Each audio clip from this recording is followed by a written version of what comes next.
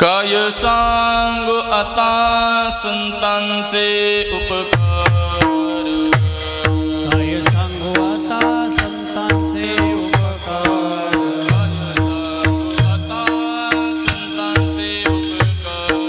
काय सांगू आता संतांचे उपकार.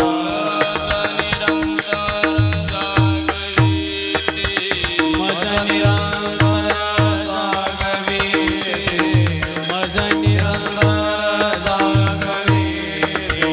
काय द्यावे यासी भावे उतराई, काय द्यावे यासी भावे उतराई, काय द्यावे यासी भावे उतराई.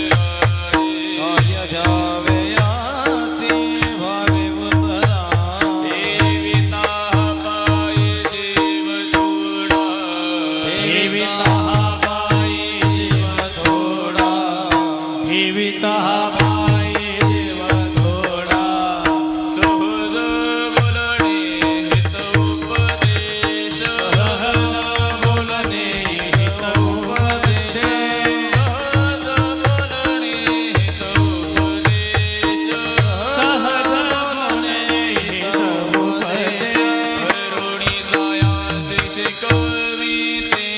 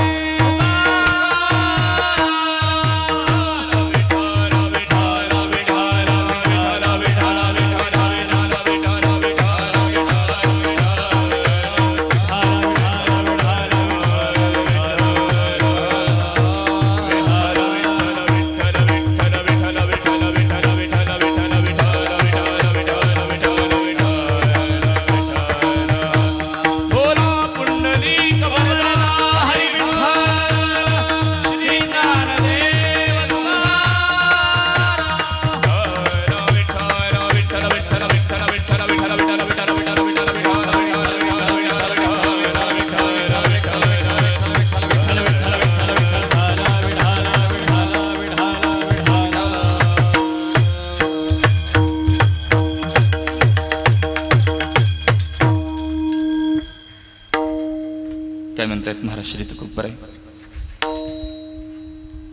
काय सांगू आता संतांचे उपकार, काय सांगू आता संतांचे उपकार, मज निरंतर जागविती. काय द्यावे यासी भावे उतराई, ठेविता पई जीव थोड. सहज बोलणी हितोपदेश, करोणी सायास शिकविती. काय द्यावे आसी भावे उतराई, ठेविता पायी जीव थोड. तुका म्हणे वत्स धेनु एक चित्ती, तुका म्हणे वत्स धेनु एक चित्ती. तैसे मज येते संभळीत. काय द्यावे आसी भावे उतराई, ठेविता पई जीव थोड. विठ्ठल विठ्ठल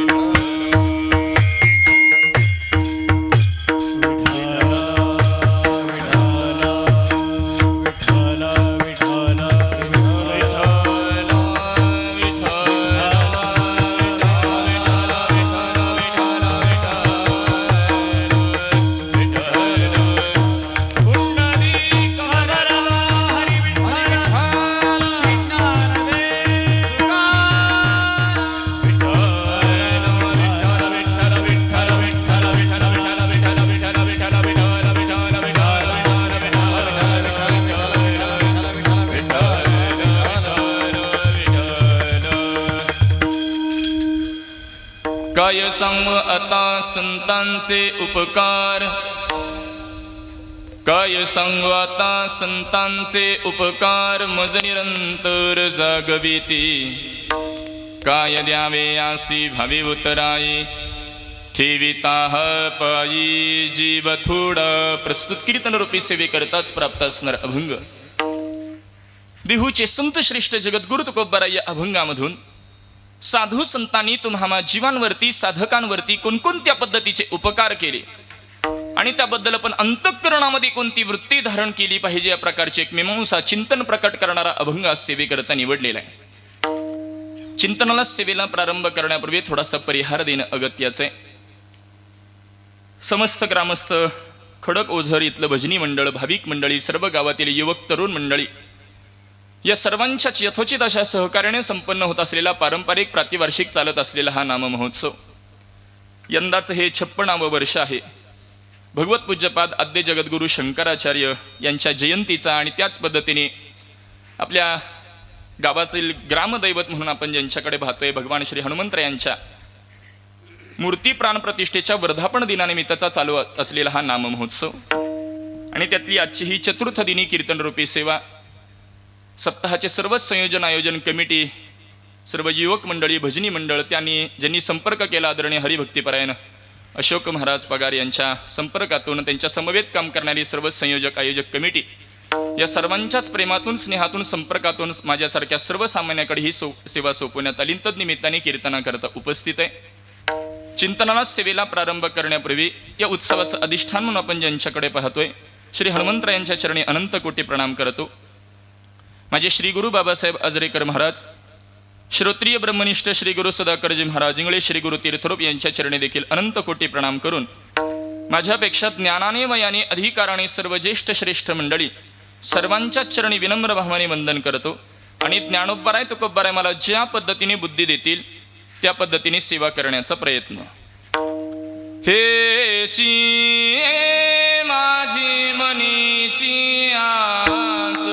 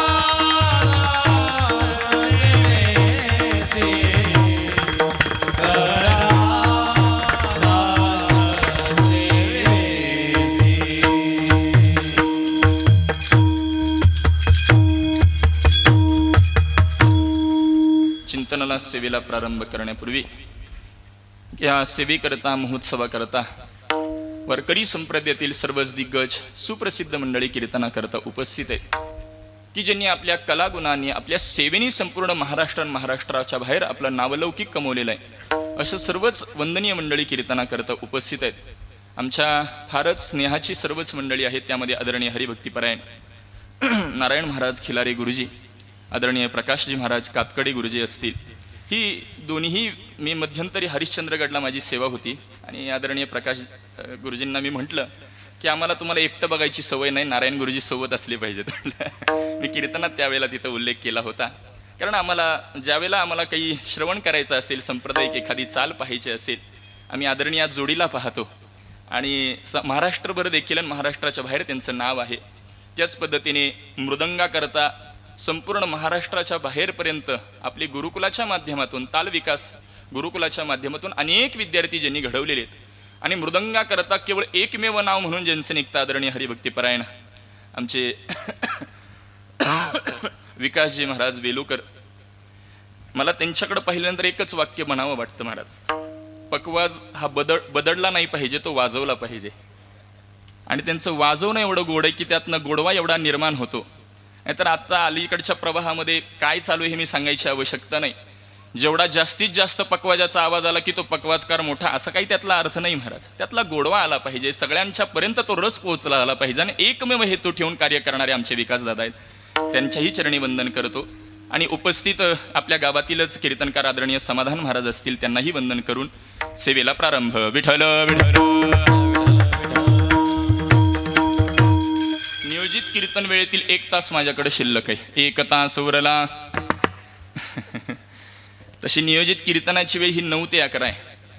परंतु मी आल्याबरोबर नव्हे, मी सकाळपासून म्हणजे पूर्वी पत्रिका आलेली मला काही तेवढी वाचायची, मी फक्त तारीख पाहून आपली डायरी फक्त नोंद करण्याची एक मला सवय आहे. त्यामुळे मी काही वेळ पाहिली नाही. परंतु आत्तापर्यंत जेवढ्या नाशिक परिसरात सेवा केल्या त्या सगळ्या 7 ते 9च्याच होत्या.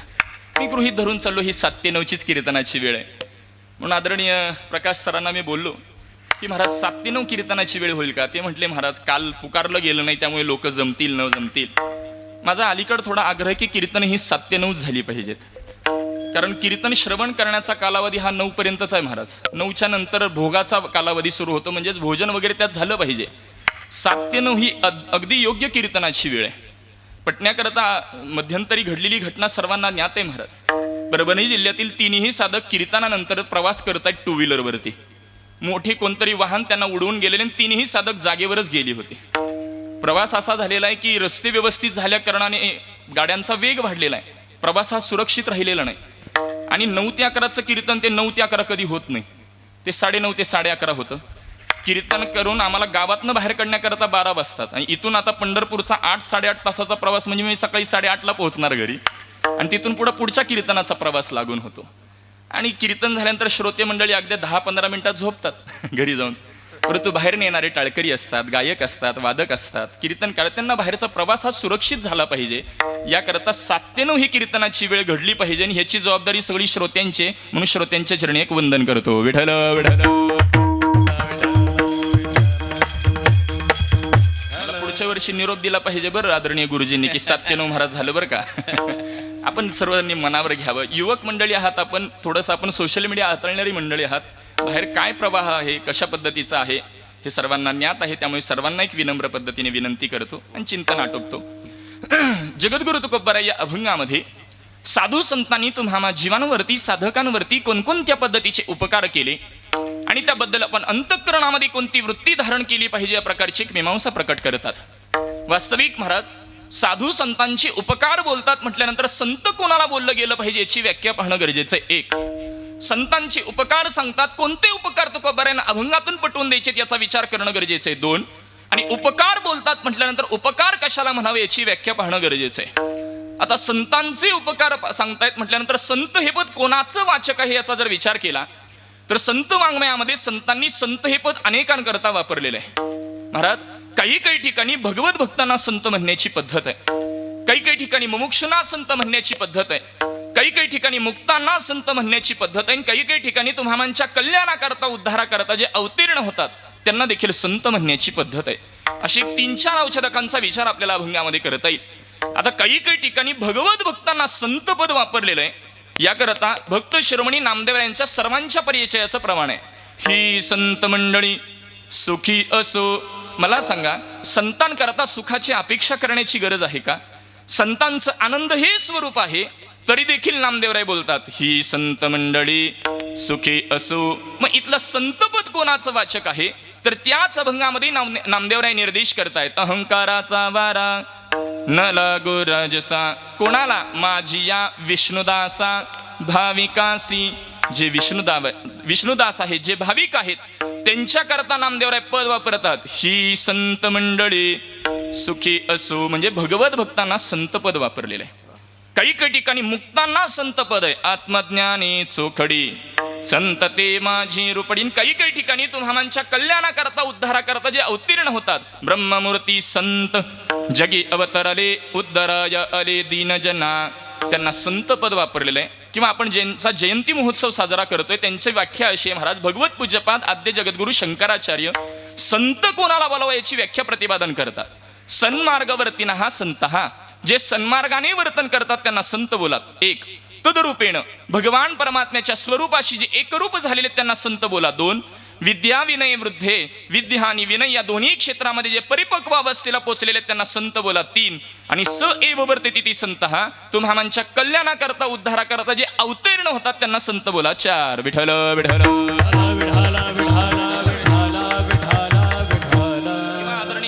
किंवा तसं पाहायला गेलं तैत्रिक उपनिषदामध्ये देखील विचार पाहायला मिळतो. अस्ति ब्रह्म इति चेद वै सतमनतत विदुह्यो. म्हणजे ज्यांना ब्रह्मतत्वाचा साक्षात्कार आहे त्यांना संत बोला. मग महाराज जगद्गुरु तुकोबारायांचा अधिकार पहा. अनुरेणु या थोकडा तुका आकाशा एवढा. तुकोबारायांची तुलना कोणासोबत करतात? तुका आकाशा एवढा. मला सांगा, आकाश किती मोठा आहे? आकारमानात सांगता येतं का? एवढा आहे, एवढा आहे. आकाश नावाचा व्यक्ती सांगता येईल एवढा आहे म्हणून. मात्र आकाश किती मोठा आहे आकारमानात सांगता येत नाही. त्याच्यासाठी आपण पद वापरतो की ते व्यापक आहे. आणि वेदांतामध्ये त्या तत्वाबाबत विचार मांडत असताना विधी विशेषण आणि निषिद्धी विशेषण मांडली. त्यामध्ये विधी विशेषणाचा विचार मांडत असताना जे व्यापक आहे त्याला ब्रह्म असं संबोधलं जातं.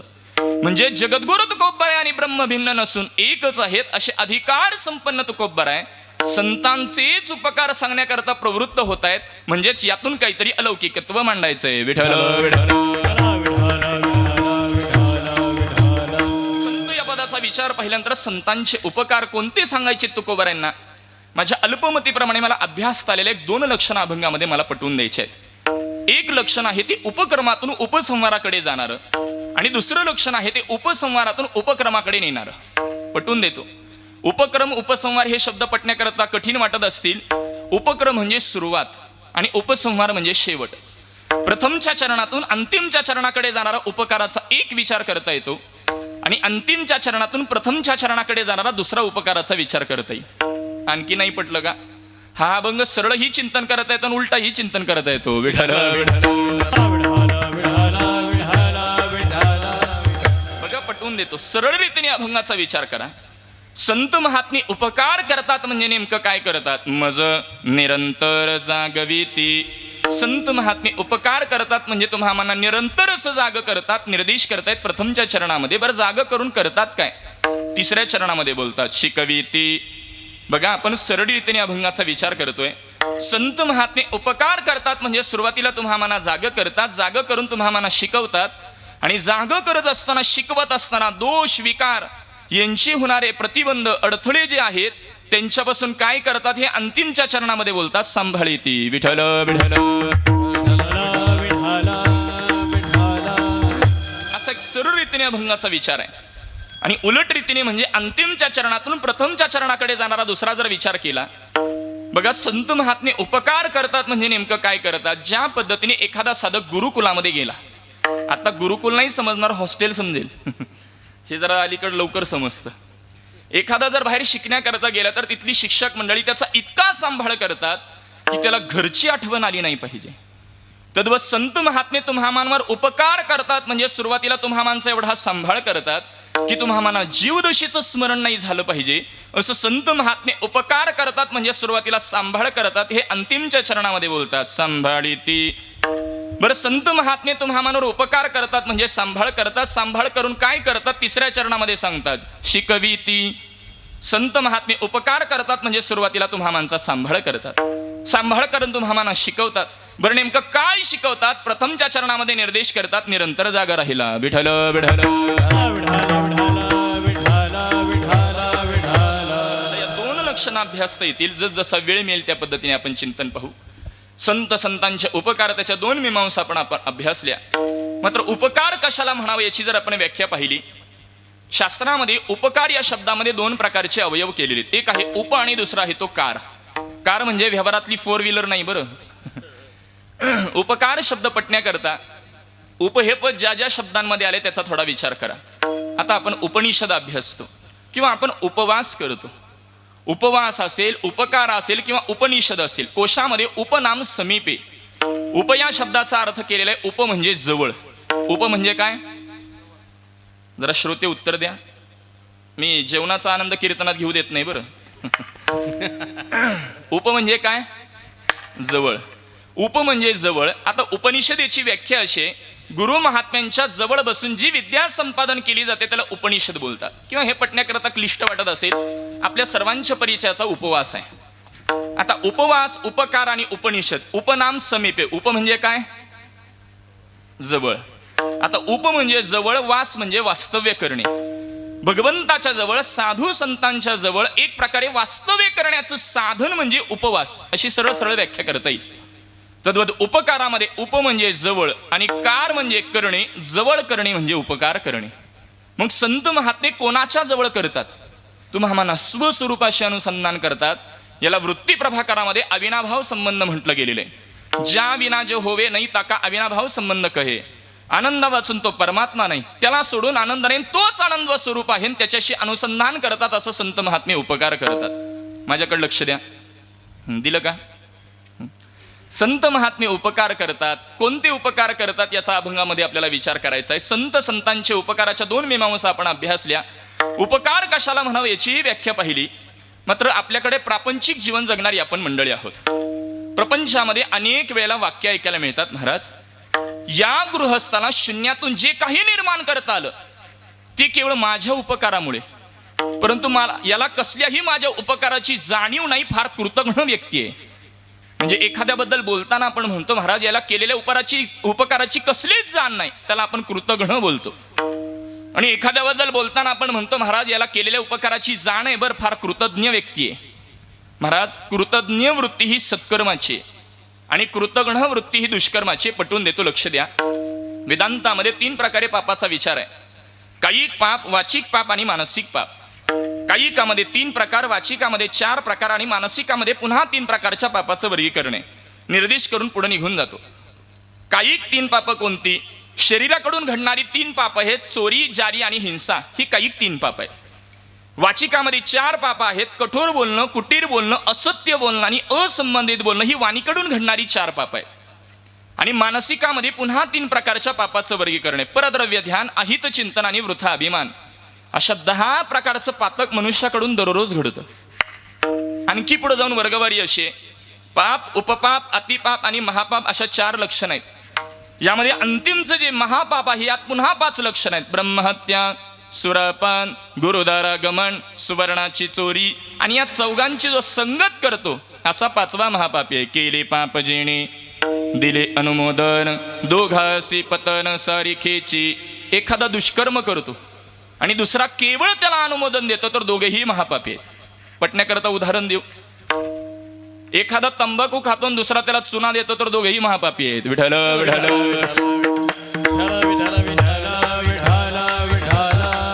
बघा आता खायची न खायची तुमची मला चिंतन एवढंच पटवून द्यायचंय. एखादा दुष्कर्म करतो आणि दुसरा त्याला केवळ अनुमोदन देतो त्याला महापापी असं म्हटलं गेलेलं आहे. मी पापाची वर्गवारी एवढी मांडलेली आहे. नवे चातुर्मासामध्ये श्री गुरुदेवांच्या मुखामधून आलेल्या श्रवणामध्ये एक विचार फार गोड आहे. या पृथ्वी तलावर भगवंताने म्हणे 3.5 कोटी प्रकारची तीर्थ निर्माण केलेली आहेत. 3.5 कोटी तीर्थ भगवंताने का निर्माण केली? 3.5 कोटी प्रकारचं पाप आहे, त्याच्या निवृत्ती करता 3.5 कोटी तीर्थ सांगितले गेलेले. एखादा म्हणे, महाराज 3.5 कोटी प्रकारचं पाप ते असतं तरी नेमकं कुठं? आपल्या शरीरावर 3.5 कोटी प्रकारचे रोम आहेत. ज्याला शंका पडत असेल त्यांनी मोजून पहा, तासभर वेळ आहे आपल्याकडे. 3.5 कोटी प्रकारचे रोम आहेत. एक एक छिद्रामध्ये एक एक प्रकारचं पाप राहतं, म्हणून तीर्थामध्ये स्नानाकरता बुडी घेण्याची पद्धत आहे. मला तीर्थाचं महात्म्य सांगायचं नाही, कारण माझा तो मूळचा विचार नाही. 3.5 कोटी प्रकारच्या पापाची वर्गवारी शास्त्रामध्ये आहे. महाराज, मात्र प्रत्येक पापातून मुक्त होण्याकरता काही ना काहीतरी प्रायश्चित्त आहे. प्रत्येक पापातून मुक्त होण्याकरता प्रायश्चित्त आहे. मात्र एक पाप असे की त्याच्यासाठी प्रायश्चित्तच मिळत नाही. निष्कृतेर्वेहता राजन कृतघ्ने नास्ति निश्रुती. एवढी पापाची वर्गवारी आहे. प्रत्येक पापातून मुक्त होण्याकरता प्रायश्चित्त मिळेल, मात्र कोणत्याही उपकाराची जो जाणीव ठेवत नाही अशा कृतघ्न व्यक्तीच्या पापाला प्रायश्चित्तच नाही. विठ्ठल विठ्ठल विठ्ठल विठ्ठल विठ्ठल. मग मला सांगा, आपण कृतज्ञ असलं पाहिजे का कृतघ्न असलं पाहिजे हो? जेवण जास्त झालंय का? आपण आपल्यावर झालेले उपकार लक्षात ठेवावेत का आपल्या झालेला अपमान, आपल्यावर झालेले अपकार लक्षात ठेवावे? उपकार लक्षात ठेवावे. पण आपण ठेवतो काय? आपल्यावर झालेले अपकार, आपले झालेले अपमान स्मरणामध्ये ठेवतो. थोडंसं माफी मागून सर्वांच्या चरणी नतमस्तक होऊन बोलू. महाराज, सध्याच्या प्रवाहामध्ये आपण प्रपंचातला संसारातला मान अपमान लक्षात ठेवतो, यात नमल नाही. समजलं का? वाक्य पूर्णच करू. आमच्या इकडचं बोलतो बरं. महाराज, या गावात गेल्यानंतर आम्हाला चाल दिली नव्हती, येऊ दे आमच्या गावात. विठ्ठल विठ्ठल विठ्ठल विठ्ठल विठ्ठल विठ्ठल. म्हणजे परमार्थामध्ये आला महाराज तो मान अपमान. वास्तविक परमार्थामध्ये मान अपमानाला जागाच नाही, कारण परमार्थ हा केवळ आणि केवळ भक्ती करत आहे. परंतु पटण्याकरता बोललो की तुम्ही आम्ही मंडळी महाराज जीवनामध्ये आपल्यावर झालेले अपमान आपण स्मरणामध्ये ठेवतो, आपल्यावर झालेले आपण अपकार स्मरणामध्ये ठेवतो. सिद्धांत असा आहे की उपकार स्मरणामध्ये ठेवले पाहिजेत. दृष्टांताने बोलतो. एक आत्यंतिक जीवलक 2 मित्र आहेत. दोघेही मुंबई सारख्या मोठ्या ठिकाणी फिरायला जातात. आता ज्येष्ठ कीर्तनकार मंडळी पूर्वी गोड बोलायची, जीवनात येऊन एकदा तरी मुंबई पाहावी असं त्यांचं वाक्य असायचं. कारण पूर्वी तेवढ्या सोयी सुविधा नसायच्या. आता एवढ्या सोयी सुविधा झाल्या की आपण वन डे रिटर्न येतो वंदे भारतने. मला ऍडव्हर्टाईज नाही करायची, पटवून द्यायचं आहे. चिंतन एवढंच पटवून द्यायचं आहे. मुंबई सारख्या मोठ्या ठिकाणी फिरायला निघतायत. दोघांचे एक एक ठिकाण पाहतायत. तसे ते समुद्र किनारी आलेले आहेत. पाहत पाहत दोघांचं संभाषण चालू आहे. त्या संभाषणाचं रूपांतर भांडणामध्ये होतं. आणि पहिला मित्र दुसऱ्या मित्राला जोरात कानाखाली मारतो. कानाखाली मारल्याबरोबर दुसरा मित्र त्याला काही प्रत्युत्तर देत नाही, तसाच खाली बसतो. समुद्राची जी रेती आहे त्या रेतीमध्ये लिहून ठेवतो, आज माझ्या मित्राने माझा अपमान केला, त्यांनी मला कानाखाली मारली. महाराज, दोघांमध्ये भांडण झाले असल्या कारणाने एक प्रकारचा आबोला असतो, कोणी कोणाशी बोलत नाही. ते दोघेही पुढे तशीच प्रवास चालू ठेवतात. आता पुढे गेल्यावर बघा, समुद्राच्या किनारी एक प्रकारचे मोठे दगड असतात, ज्यांनी कानाखाली खाल्लेली असते. असा तो दुसरा मित्र त्या दगडांवर चढण्याचा प्रयत्न करू लागतो. सध्याच्या काळातला तरुण आहे म्हणून सेल्फीसाठी म्हणा. मात्र समुद्राचं पाणी सतत त्याच्यावर पडलं असल्या कारणाने त्याला एक प्रकारचं शेवाळ आलेलं होतं. त्याचा पाय घसरतो, तो पाण्यामध्ये पडतो. त्याच्या नाकातोंडात पाणी जाऊ लागतं. त्याचा आरडाओरडा ज्यांनी कानाखाली मारलेली असते असा तो पहिला मित्र पाहतो. पाहता क्षणी तो पाण्यात उडी घेतो. पाण्यातून त्याला बाहेर काढतो. नाकातोंडात गेलेलं पाणी बाहेर काढतो. त्याला शुद्ध येते. तो स्थिर होतो आणि इकडे इकडे पाहतो. आसपास कोणी एक दिसत नाही. लक्षात येतं आपले प्राण वाचवले ते कोणी वाचवले? याच मित्राने वाचवले. म्हणून बाजूला पडलेला छोटा दगड उचलून मोठ्या दगडावर कोरून लिहून लागतो, आज माझ्या मित्राने माझ्यावर उपकार केले, त्यांनी माझे प्राण वाचवले.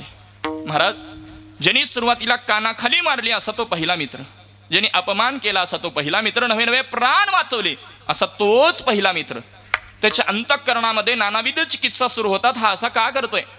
मगाशी हा रेतीमध्ये लिहित होता, आता दगडावरती लिहितोय. नेमकं झालं तरी काय? राहवत नाही म्हणून तो त्याला विचारणा करतो, अरे काय करतोयस? मगाशी रेतीमध्ये लिहित होता, आता दगडावरती लिहितोय. त्यावेळेला त्या दुसऱ्या मित्रानं दिलेलं उत्तर मार्मिक आहे.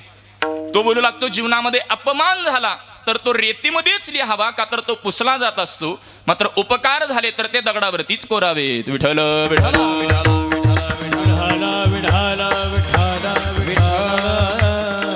उपकार स्मरणामध्ये ठेवले पाहिजेत. हा सत्कर्माचा किंवा हा सिद्धांत तुम्हाला पटण्याकरता बोललो. परंतु एखादा म्हणेल, महाराज आम्ही प्रापंचिक जीवन जगताना दररोज कोणावर ना कोणावर तरी उपकारच करतो, तुम्ही काय वेगळं बोलता? महाराज, प्रापंचिक उपकारच ठरत नाही. याला तत्वज्ञानाच्या भूमिकेमध्ये युक्तिवादाने आणि संत वाङ्मयाने पटवून देतो. तत्वज्ञानाची म्हणजे अजातवाद बोलतात, एकमेव द्वितीयम नेह नानास्ति किंचन. तो एकमेव परमात्मा आहे, त्याला सोडून काहीच नाही. मग प्रपंचातला उपकार कसा ठरेल? मग त्याला सोडून बाकीचं जगत कसं, याचा विचार ज्ञानोबा सोप्या भाषेत बोलतात. लटिका व्यवहार सर्व हा संसार, लटिका व्यवहार सर्व हा संसार, लटिका व्यवहार सर्व हा संसार, लटिका व्यवहार सर्व हा संसार.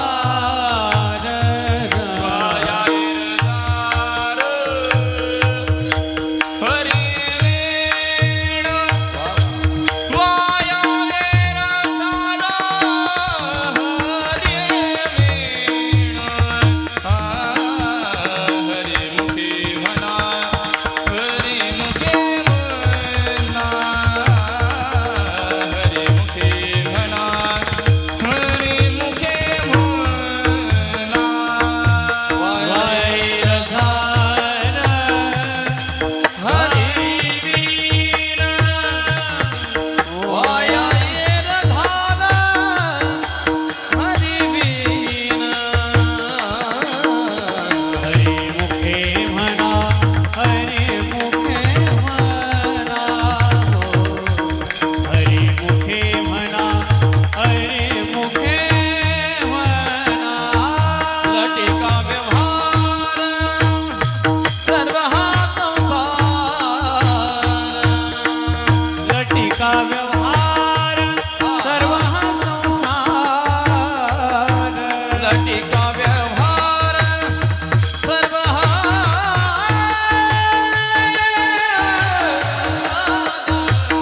लटिका व्यवहार सर्व संसार, लटिका व्यवहार सर्व हा संसार. वाया धार हरी वीण, वाया धार हरी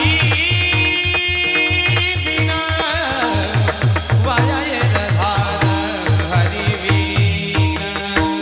लटिका व्यवहार सर्व हा संसार, वाया धार हरी वीण, वाया धार हरी वीण,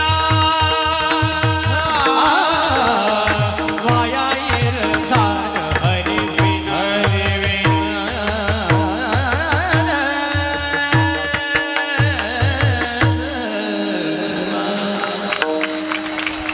सद्गुरू बाबा महाराजांची आठवण आली बघ. फार गोडवाय दादा आपल्या गुरुजी आपल्या गाण्यात. लटिका व्यवहार सर्व संसार, वाया जार हरी वेण. ज्ञानोपर हरिपाठामध्ये पहिलं पद वापरतायत लटिका. जुना शब्द आहे पहा. जुनी मंडळी बोलतात महाराज त्यांच्या बोलण्याकडे लक्ष देऊ नका बरं, तो लटक बोलतो. लटक या पदाचा अर्थ आहे असत्य म्हणजे खोटा. अहो संसाराचं जर स्वरूपच खोटा असेल तर त्यात केला जाणारा उपकार काही सत्य असेल. एखादा म्हणेल महाराज तुम्ही प्रपंच संसार खोटा सांगताय, डोळ्याला तर दिसतोय. म्हणून तर ख्यातींचा विचार आहे. असत ख्याती, आत्मख्याती, अन्यथा ख्याती, अख्याती आणि अनिर्वचनीय ख्याती. सर्व विस्तार करत नाही कोणती ख्याती स्वीकारलेली आहे. उत्तर मीमांसेने अनिर्वचनीय ख्याती स्वीकारली म्हणजे या प्रपंचाला सतही म्हणता येत नाही, असतही म्हणता येत नाही. म्हणून सत असत विलक्षण असलेला हा प्रपंच म्हणून प्रापंचिक उपकार ठरत नाही. ही तत्वज्ञानाची भूमिका आहे. वाङ्मयाद्वारे पटवून देतो तुम्हामांची उपकार ठरत नाही. याला कारण तुम्ही आम्ही कोणतीही गोष्ट पहा, तुमच्या आमच्याकडं मी ही वृत्ती जागी असते.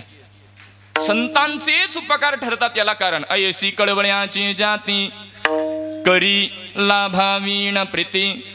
संत महात्मे लाभाशिवाय प्रेम करतात, लाभाशिवाय उपकार करतात. पटवून देऊ का? तुम्ही आम्ही लग्नात आहेर का करतो? बोला काल मोठी तारीख होऊन गेली म्हणे. आपल्या लग्नात त्यांनी डबल केला पाहिजे बस. याला उपकार नाही म्हणत महाराज. फार फार तर सहकार्य किंवा मदत बोला. म्हणजे संतांचे उपकार ठरतात. याला आपण दुसरा विचार पाहिला वाङ्मयाद्वारे की संतांकडे मी ही वृत्ती जागी नसते.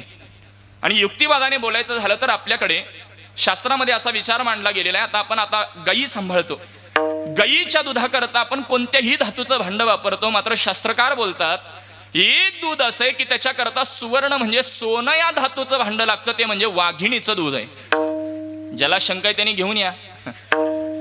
आत्ताच्या काळात शक्य नाही महाराज, त्यावेळेला शक्य होतं धर्मवीर छत्रपती संभाजीराजांना.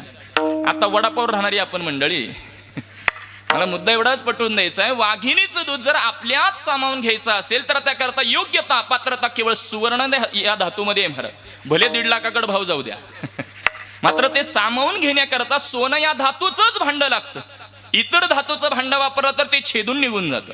म्हणजे वाघिणीचं दूध आपल्याच सामावून घेण्याची योग्यता केवळ सुवर्ण या धातूमध्ये, इतर धातूमध्ये ज्या पद्धतीने ते राहत नाही. तद्वत उपकार घडतात ते केवळ परमार्थामध्ये आणि करतात ते केवळ संत महात्मेच, प्रपंचात ते होतच नाही. विठ्ठल विठ्ठल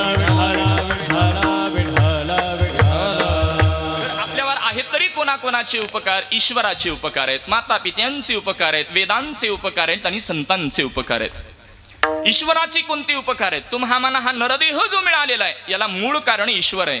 एखादा म्हणेल महाराज ज्ञानोबा तर ज्ञानेश्वरीमध्ये बोलतात अगा कर्मी जे उरावे तये सुख दुःखे फळावे तय ते भोगावया यावे देह एका, किंवा पाप पुण्य करुणी जन्मा येतो प्राणी, किंवा जन्म घेणे लागे वासनेच्या या देहाला येण्याची सगळी कारण मीमांसा अभ्यासली. महाराज तुम्हीच सांगता जर कर्मातून पाप अधिक झालं तर नरक प्राप्ती आहे, पुण्य अधिक झालं तर स्वर्ग प्राप्ती, आणि पाप पुण्य समान झाल्यानंतर नरदेह मिळतो. मग आम्ही आमच्या केलेल्या पाप पुण्यातून नरदेह मिळतो, त्या ईश्वराची उपकार कुठे? असं काहींना प्रश्न पडेल. यावर आम्हाला गुरुजी पाठामध्ये गोड दृष्टांत देत असत. फार नाही, अगदी 5-7 वर्षापूर्वीचा दृष्टांत आहे बघा. पूर्वी आता आपल्याकडे गावोगावी चुली असायच्या म्हणू का आहेत म्हणू? आहेत, ग्रामीण भागामध्ये आहेत. मग त्या चुलीमध्ये अग्नी प्रज्वलित करण्याकरता आपण काय करतो? काडी लावतो, तो भाग सोडून द्या. आपण लाकडांचा उपयोग करतो. आता शेतकरी मंडळी ते लाकूड शेतामध्ये तोडून घेऊन येतात. शहरामध्ये ते मिळत नाही म्हणून ते एका ठिकाणावर न मिळतं. आमच्याकडे पंढरपुरामध्ये त्याला लाकडी अड्डा बोलतात. आता तिथं पूर्वी तराजू असायचे महाराज, पूर्वी मोठे. आता डिजिटल काटे झाले, पूर्वी तराजू होते. तराजूच्या एका परड्यामध्ये 10 किलोचा भला मोठा लाकडाचा उंडका आहे आणि दुसऱ्या परड्यामध्ये लाकडांचा चारा चुरा आहे. मला सांगायची बरोबरी होते का हो? 10 किलोचा भला मोठा लाकडाचा उंडका आणि लाकडाचा चारा चुरायची बरोबरी होऊ शकते? नाही. 10 किलोचा भला मोठा लाकडाचा उंडका म्हणजे आपलं पाप समजा, आणि चारा चुरा म्हणजे मी चारा चुरा तरी सांगितलं तसं तर ते पारडं रिकामच राहिलं असतं महाराज. पुण्याचा चारा चुरा आणि पापाचा भला मोठा उंडका याची बरोबरी नाही होऊ शकत. मात्र ईश्वर काय करतो? आपण केलेलं इकडचं थोडंसं पुण्य, इकडचं केलेलं थोडंसं पुण्य, पुण्यरूपी चारा चुरा एकत्रितकरण करून समान करण्याचं काम ईश्वर करतो. म्हणून नरदेह मिळतो. विठ्ठल विठ्ठल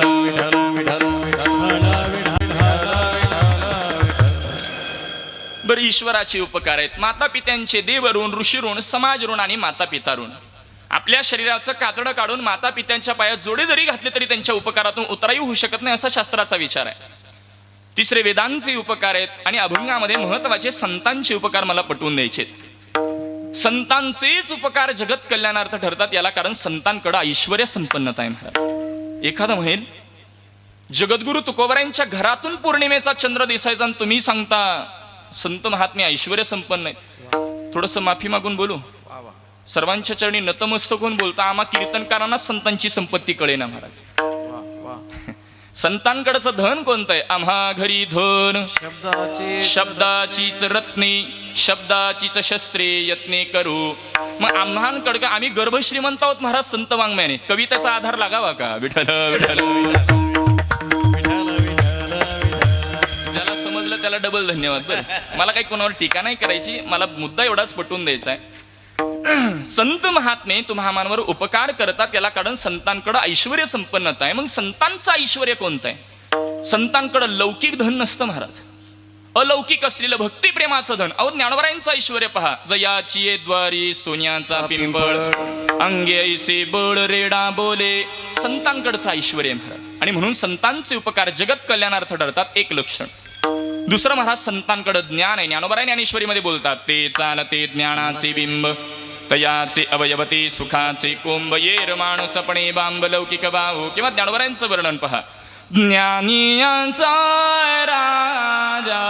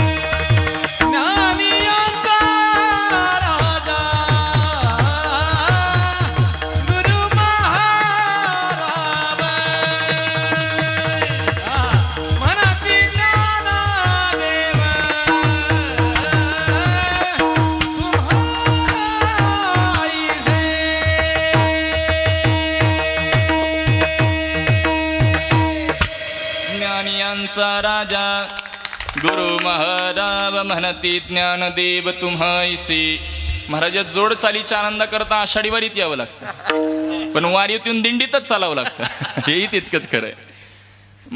ब्रह्मलीन सद्गुरु श्री भोसरीकर मौली असं म्हणायचे म्हणे की ज्ञानोबा तुकोबारांना माहिती होतं की बरीच मंडळी सोहळ्यातील दिंडीतलं भजन सोडून 5-5, 10-10 किलोमीटर पुढंच चालतात. म्हणून संतांनी त्यांच्याकरता प्रमाण खर्चिक घातलेलं आहे. पापाचे कळप विठ्ठल विठ्ठल. आता आपण कुठल्या यादीत बसतो हे आपण पहा बरं. पण ज्ञानोबारांचं वर्णन केलेलं आहे. ज्ञानियांचा राजा किंवा ज्ञानियांचा शिरोमणी वंद्य जो का पूज्यस्थानी चिंतकाचा चिंतामणी ज्ञानोबा माझा. ज्ञानोबराय तर फार गोड वर्णन करतात ज्ञानोबरायांचं. जय देव जय ज्ञान सिंधू. ज्ञान सिंधू म्हणून ज्ञानोबरायांचं वर्णन आहे. मग मला सांगा, ज्ञान संतांकडे आहे, मात्र संतांकडचं ज्ञान कसं आहे महाराज? तुम्हाला जसं साधना करून प्राप्त करावं लागतं असं संतांकडचं ज्ञान नाही महाराज. उपजताची ज्ञानी हे वर्म जानोनी आले लोटांगणी चांगदेव. संतांकडचं ज्ञान हे उपजत ज्ञान आहे.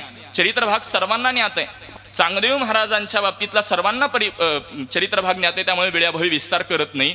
मुद्दा एवढाच आहे की ज्यावेळेला चांगदेव महाराजांकडे 65 ओव्यांचा ग्रंथ ज्ञानोबाराय लिहून पाठवतात, तो ग्रंथ महाराज चांगदेव महाराजांकडे तो शिष्य देतो. त्यावेळेला चांगदेव महाराज पहिलीच ओवी वाचतात. स्वस्ती श्री बटेशु जो लपोनी जगदाबासु दामी मजक्रासु प्रगटला करी.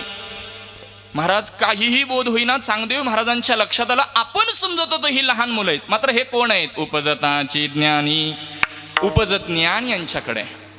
म्हणून तर ज्ञानोबाऱ्यांना राजे पण का दिलं याचं कारणच असे महाराज. बघा, एखाद्याला ज्ञान प्राप्त झालं, ज्ञान अंतःकरणामध्ये संपादित झालं, त्याच्या अंतःकरणामध्ये झालेला बोध आणि ज्ञानोबाऱ्यांच्या अंतःकरणामधला बोध एकच की वेगळा असेल महाराज? ज्ञानाचा बोध प्रत्येकाला एकसारखा होईल का वेगवेगळा होईल? एकसारखा होईल. मग ज्ञानोबाऱ्यांना ज्ञानियांचं राजे पण का दिलं गेलं? तर तुम्ही आम्ही मंडळी अज्ञानाची ज्ञानी बनतो, संत महात्मे उपजत ज्ञानी आहेत म्हणून राजे आहेत. विठ्ठल विठ्ठल. मात्र सध्याच्या प्रवाहानुसार बोलायचं झालं, सध्याच्या प्रवाहामध्ये महाराज मी किती ज्ञानी आहे हे आपण समाजाला पटवून सांगतो. मला सांगा, स्वतःला ज्ञानी, स्वतःला शहाणं बोलावं की जगाने आपल्याला शहाणं बोलावं? तुमच्याकडे कशी पद्धत आहे? भाग बदलला की पद्धत बदलते म्हणून विचारतो जरा. स्वतःला शहाणं बोलावं की जगाने बोलावं? जगाने बोलताना 100 वेड्यांनी शहाणं बोलावं का एका शहाण्याने शहाणं बोलावं? विठ्ठल विठ्ठल. शास्त्रकार गोड विचार म्हणत आहेत. संपूर्ण कुंभो न करोति शब्दम अर्धो घटो घोषमुपैति नूनम विद्वान कुणेनो न करोति गर्वं जल्पन्ति मूढास्त गुणेर्विहीना.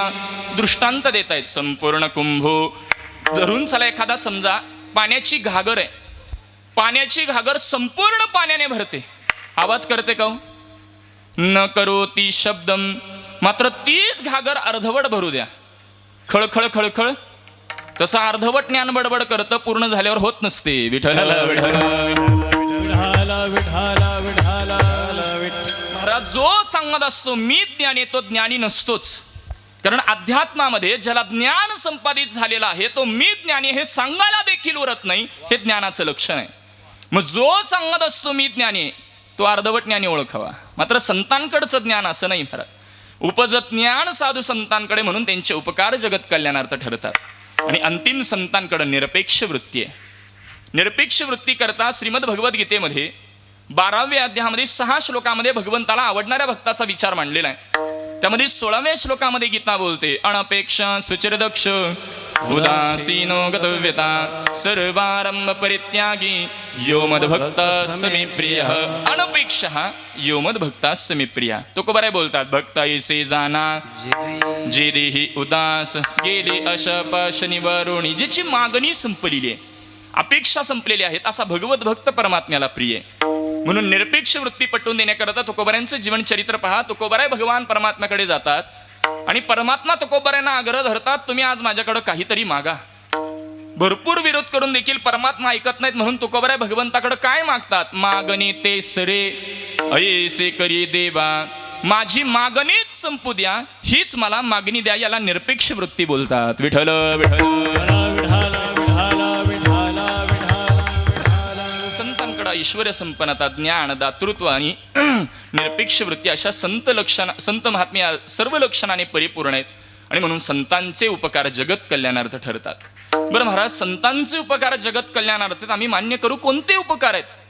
तर महाराज पटवून देण्याकरता बघा, पंचविषयाचं चिंतन पटवून देतो. वेदांतामध्ये पंचविषयाचं चिंतन असं सांगितलेलं आहे, शब्द स्पर्श रूप रस गंध या पंचविषयाची उत्पत्ती पंचमहाभूतांच्या तमगुणांपासून आहे. शब्द हा आकाशापासून, स्पर्श वायूपासून, रूप तेजापासून, रस जलापासून आणि गंध पृथ्वीपासून निर्माण झालेला आहे. तमोगुणांपासून हे पंचविषय आहेत पंचमहाभूतांच्या. आता प्रत्येकाकरता एक एक प्राण्यांची उदाहरण दिलेली. शब्दाकरता हरिण आहे, स्पर्शाकरता हत्ती आहे, रूपाकरता पतंग किडा, रसाकरता मासान, गंधाकरता भुंग्याचं उदाहरण आहे. सगळी उदाहरणं देत बसत नाही. मोठ्याच्या मोठं झाड पोखरणारा भुंगा असतो.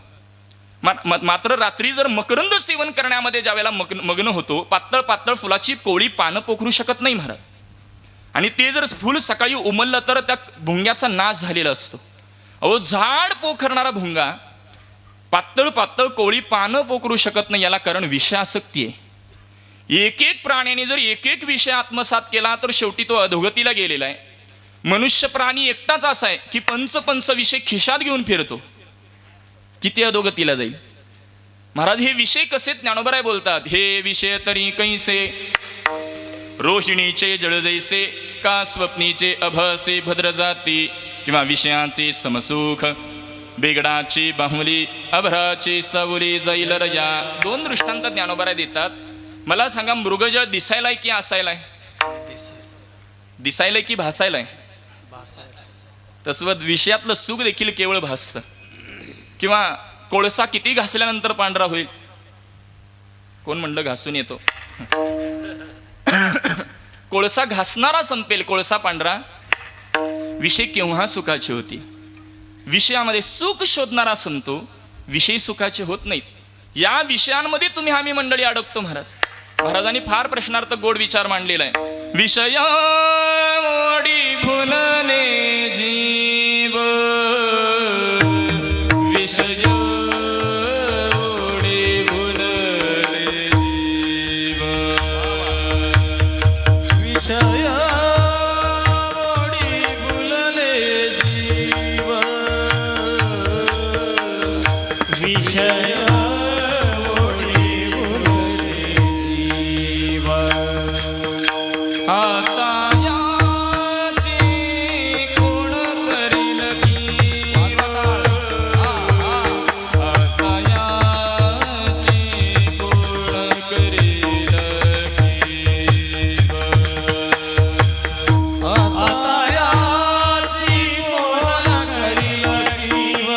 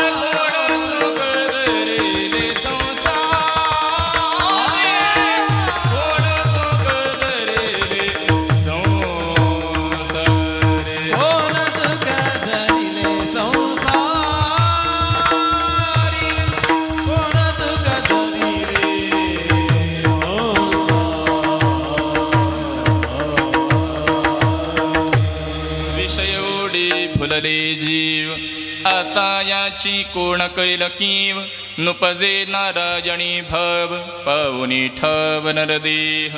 मला काही फार गाता येत नाही महाराज, परंतु ज्या पारंपरिक चालत आल्या आणि ती इथं गायलो याला कारण एकमेव आहे की आज गातोय ती बरोबर चुकीचं सांगणारी आहेत. विठ्ठल विठ्ठल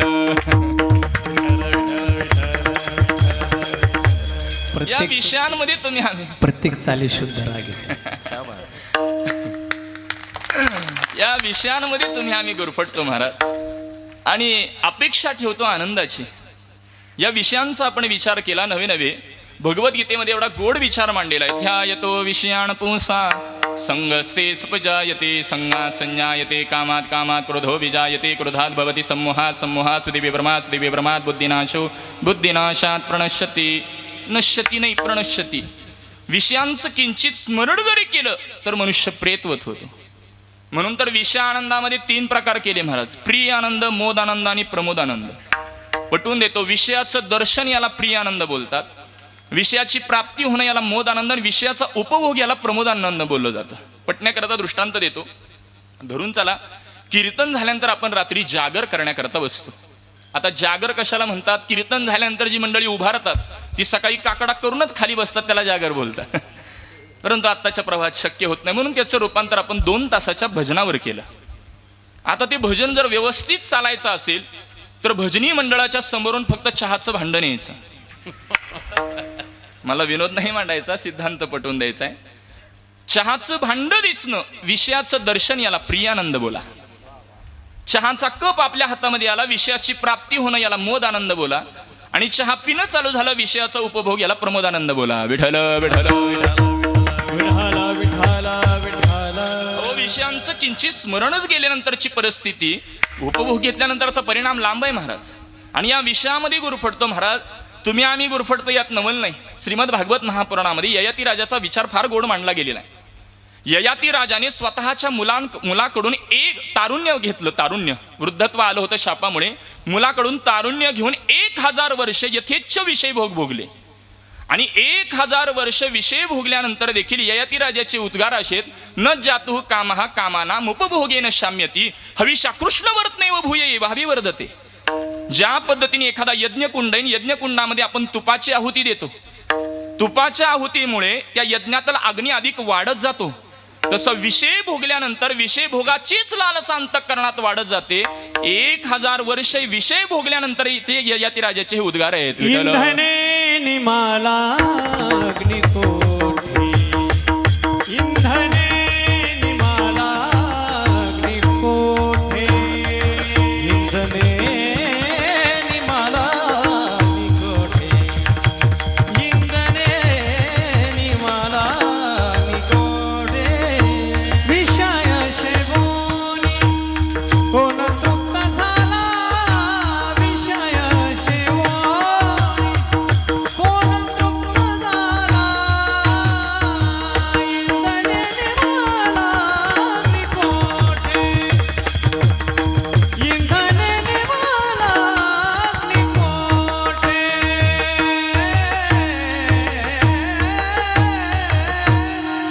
विषय सेवनाने कोण तृप्त झाला महाराज.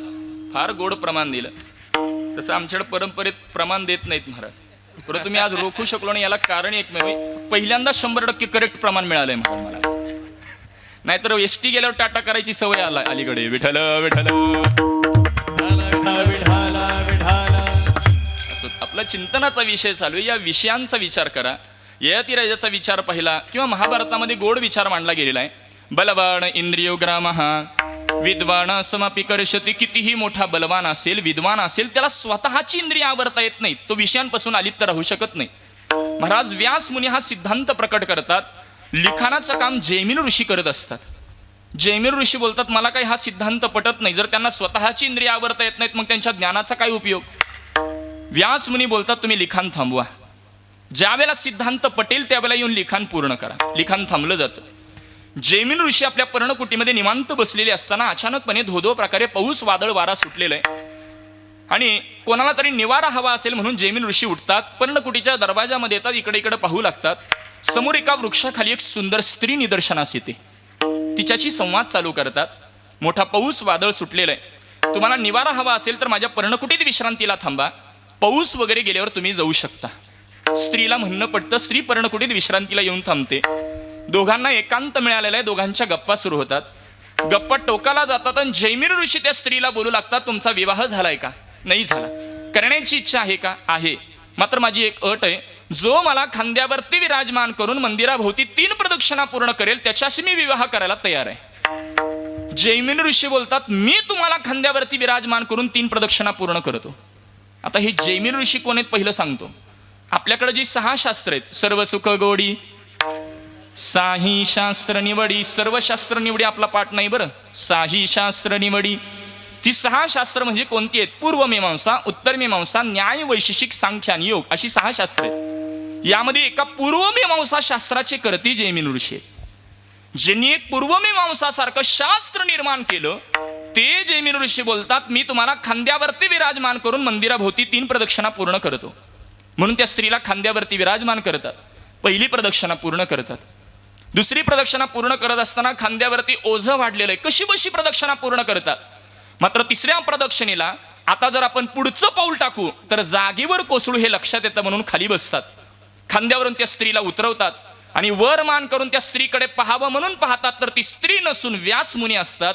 साष्टांग प्रणिपात करतात आणि बोलतात, तुम्ही सांगितलेलं तेच योग्य. कितीही ज्ञानी व्यक्ती असेल त्याला स्वतःची इंद्रिय आवरता येत नाहीत. विठ्ठल विठ्ठल विठ्ठल विठ्ठल विठ्ठल विठ्ठल. कितीही मोठा असू द्या, बलवान असू द्या, विद्वान, त्याला स्वतःची इंद्रिय आवरता येत नाहीत. मात्र इथं संतांच्या उपकाराचा विचार केला तर महाराजांनी संतांचा स्पर्श लांब ठेवला. संत चरण रज लागता सहज. संतांच्या चरणाचा रजकण अट्टहासानेही नाही महाराज, सहज जरी लागला. वासनेचे बीज जळोनी जाय. वासना जाती यातही नमन नाही. वासनेचे बीज कार्यासहित कारणाची निवृत्ती आहे. संतांच्या चरणाच्या रजकणाच्या सहजच्या स्पर्शामुळे हे संतांचे उपकार आहेत. विठ्ठल विठ्ठल किंवा काम क्रोध लोभ मोह मद मत्सर यामध्ये गुरफटून पडलेली तुम्ही आम्ही मंडळी. मात्र संतांनी विशेष दृष्टीने जरी पाहिलं, कृपा कटाक्ष न्याहाळिले आपुल्या पदी बैसविले किंवा आपणासारखे करीती तात्काळ, संत महात्मे स्वस्वरूपाचं करून ठेवतात. असे अगणित त्यांचे उपकार आहेत. ते तुम्हाला बोलता येत नाही यात नवल नाही. देवादिकांना संतांबद्दल बोलता येत नाही. अहो, देवादिकांना संतांबद्दल बोलता येत नाही यातही नवल नाही. संतांना संतांबद्दल बोलता येत नाही, तेच लक्षण तुकोबराय पटवून देत आहेत. काय सांगू आता, काय सांगू आता संतांचे उपकार.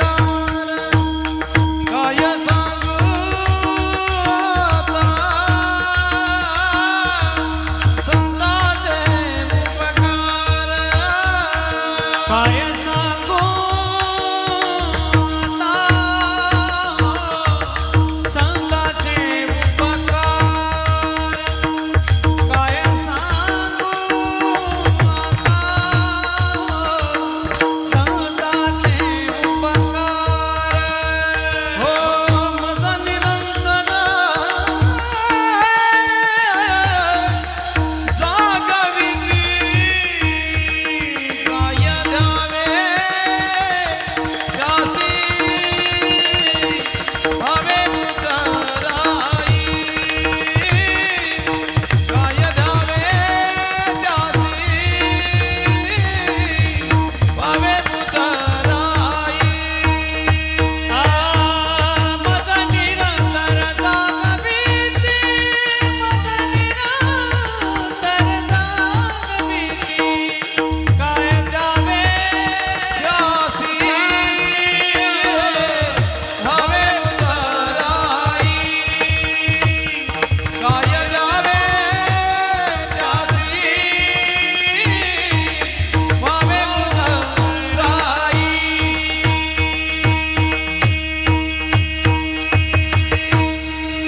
काय सांगू आता संतांचे उपकार. मज निरंतर जागविती. हे उगीच मोठे नसतात महाराज, त्यांची समय सूचकता पहा. वेळ पुढे निघून चालली म्हणून सिंगल गायली आहे. विठ्ठल विठ्ठल विठ्ठल विठ्ठल विठ्ठल. याला समय सूचकता म्हणतात. मोठ्यांचं मोठेपण असतं ते असं. नाहीतर काही मंडळींना महाराज सध्या माईक मिळेपर्यंत अवकाश असतो. जाऊ दे आता समजणाऱ्यांना मला मुद्दा एवढाच पटवून द्यायचा आहे. तुकोबराय अभंगामध्ये संतांचे उपकार सांगण्याकरता प्रवृत्त होतात, मात्र पहिलं पद वापरतायत. काय सांगू आता, काय सांगावं संतांच्या उपकाराबद्दल महाराज. कारण संतांच्या उपकाराबद्दल बोलता येत नाही याला कारण पारमार्थिक सत्तेमध्ये केवळ अनुभूती असते, अनुवाद करता येत नाही. जिचा तीनही काळामध्ये कशानेच मिथ्यात्व निश्चय होत नाही त्याला पारमार्थिक सत्ता बोलतात. पटवून देतो. आपला हा भारत कृषीप्रधान देश आहे म्हणून परराष्ट्रातला एक गृहस्थ आपल्या देशामध्ये आला, त्यात महाराष्ट्रात आला. सगळीकडे भटकंती करत असताना एका कठड्यावर एक शेतकरी ऊस खाताना त्याला पाहायला मिळतो. म्हणून तो गाडी थांबवतो, गाडीतून उतरतो, शेतकऱ्याजवळ जाऊन त्याला विचारणा करतो, याला काय बोलतात. आता त्याला यातलं काहीच नॉलेज नसतं म्हणून तो त्याला पहिला प्रश्न करतो, याला काय बोलतात. तो म्हणतो याला ऊस बोलतात. तो त्याला दुसरा प्रश्न करतो, हा तुम्ही किती खाणार. तो एवढा तेवढा उत्तर देतो. तो तिसरा प्रश्न करतो, हा लागतो कसा. तो सांगतो गोड लागतो. तो चौथा प्रश्न करतो, किती गोड लागतो. इकडं ऊस नसेल, इकडं कांदा आहे जास्त, हा द्राक्ष जास्त. पण ऊस एखाद्याने खाल्ला नसेल धरून चला, ऊसापासून तयार झालेली साखर. महाराज फार गोड बोलतात. साखर दिसे पर गोडी न दिसे, ती काय वेगळी असे. साखर साखरेची गोडी. किंवा चालू सीझनवर बोलतो, आंब्याची गोडी ही चाखणाऱ्याला आहे की पाहणाऱ्याला आहे. परंतु आंबा किती गोड आहे शब्दात सांगता येतं का. अहो विकणारा सुद्धा म्हणतो डेमो घेऊन पहा, पण घेताना आपलाच आहे का हेही पहा. विठ्ठल विठ्ठल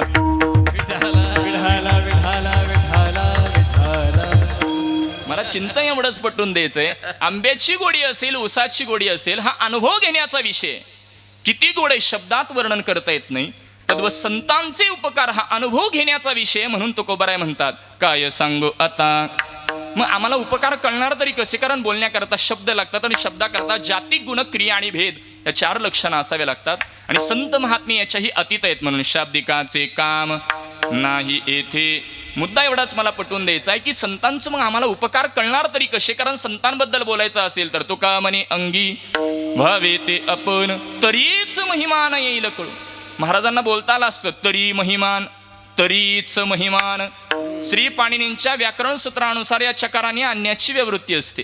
संत झाल्यानंतरच संतांचं महिमान कळेल. म्हणून तुकोबाराय बोलतात मला जेवढे अवलोकन करता आले सांगण्याचा प्रयत्न करतो. महत्वाचा उपकार तुकोबाराय बोलतात मज निरंतर जागविती. या 3 पदांचा विचार पाहायचा आहे. सर्वांनी मोठ्या प्रेमाने एकदा भजन करू, नंतर उर्वरित चिंतन. विठोबा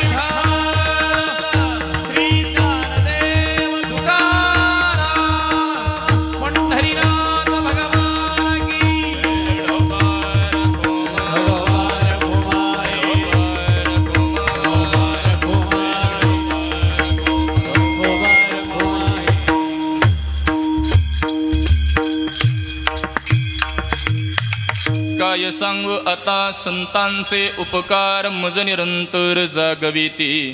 काय द्यावे आसी भावे उतराई, ठेविता पायी जीव थोडा. विठ्ठल विठ्ठल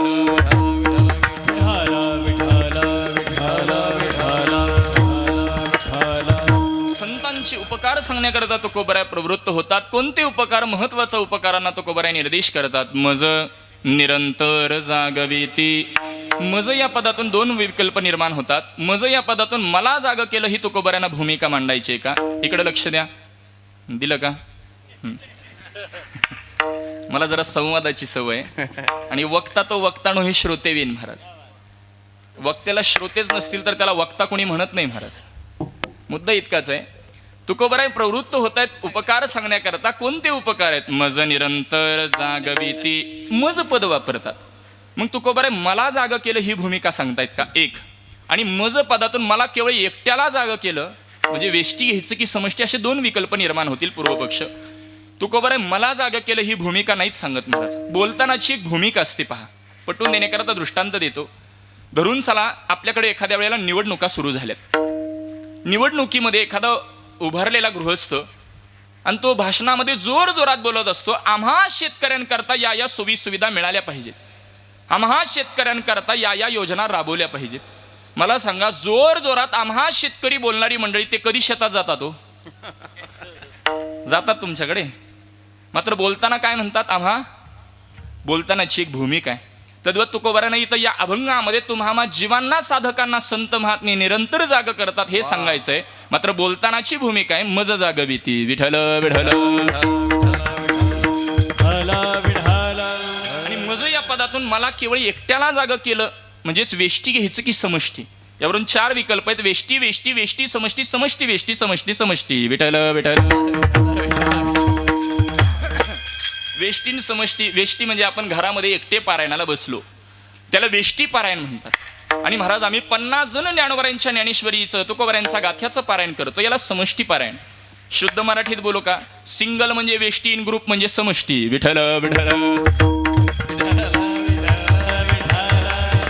इथं मज या पदाचा अर्थ वेष्टी न घेता तुम्हा जीवांना साधकांना संत महात्मे काय करतात? निरंतर जागविती. मग कोण कोणाला जाग करतं? संत कोणाला जाग करतात? संत महात्मे तुम्हाला संतांना देखील जाग करतात, संत महात्मे जीवालाही जाग करतात.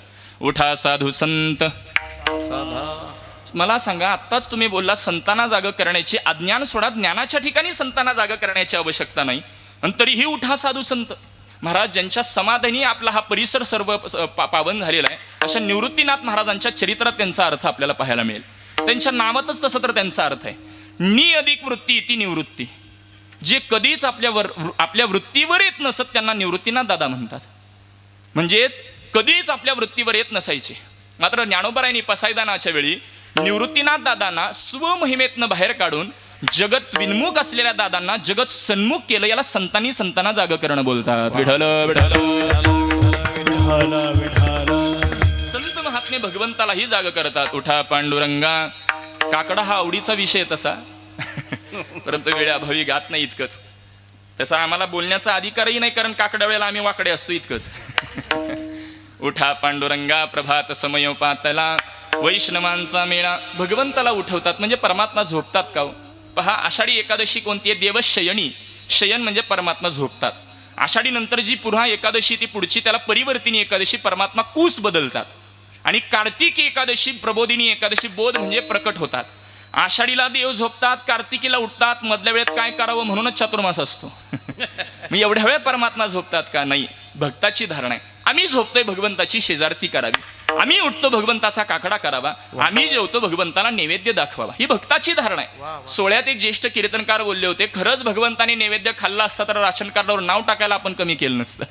भक्ताची धारणा आहे, ज्या आमच्या क्रिया त्या भगवंतासोबत झाल्या पाहिजेत म्हणून भगवंताला उठवतात. कारण भगवंताचं केवळ मुख जरी पाहिलं, पाहता श्रीमुख सुखावली सुख डोळ्याची भूक नवजे माझ्या, किंवा देखील तुमचे चरण निवांत राहिले मन, अनेक प्रयोजनाचा विचार करता येईल. आणि संत महात्मे तुम्हाला जीवांनाही उठवतात. ओठा जागी वारे आता स्मरण करा पंढरीनाथा, भावे चरणी ठेवा मथ, चुकवा व्यथा जन्माच्या धनदारा पुत्र जन, किंवा उठा सकळ जन उठिले नारायण, आनंदले मुनिजन, ती लोक करा जय जयकार, वाद्यांचा गजर. किंवा फडावर एक गोड चाल गातात महाराज. गात जागा गात जागा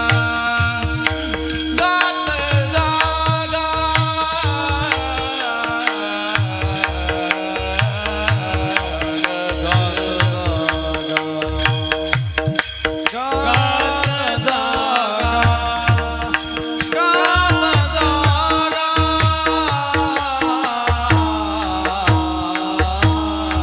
प्रेम मागा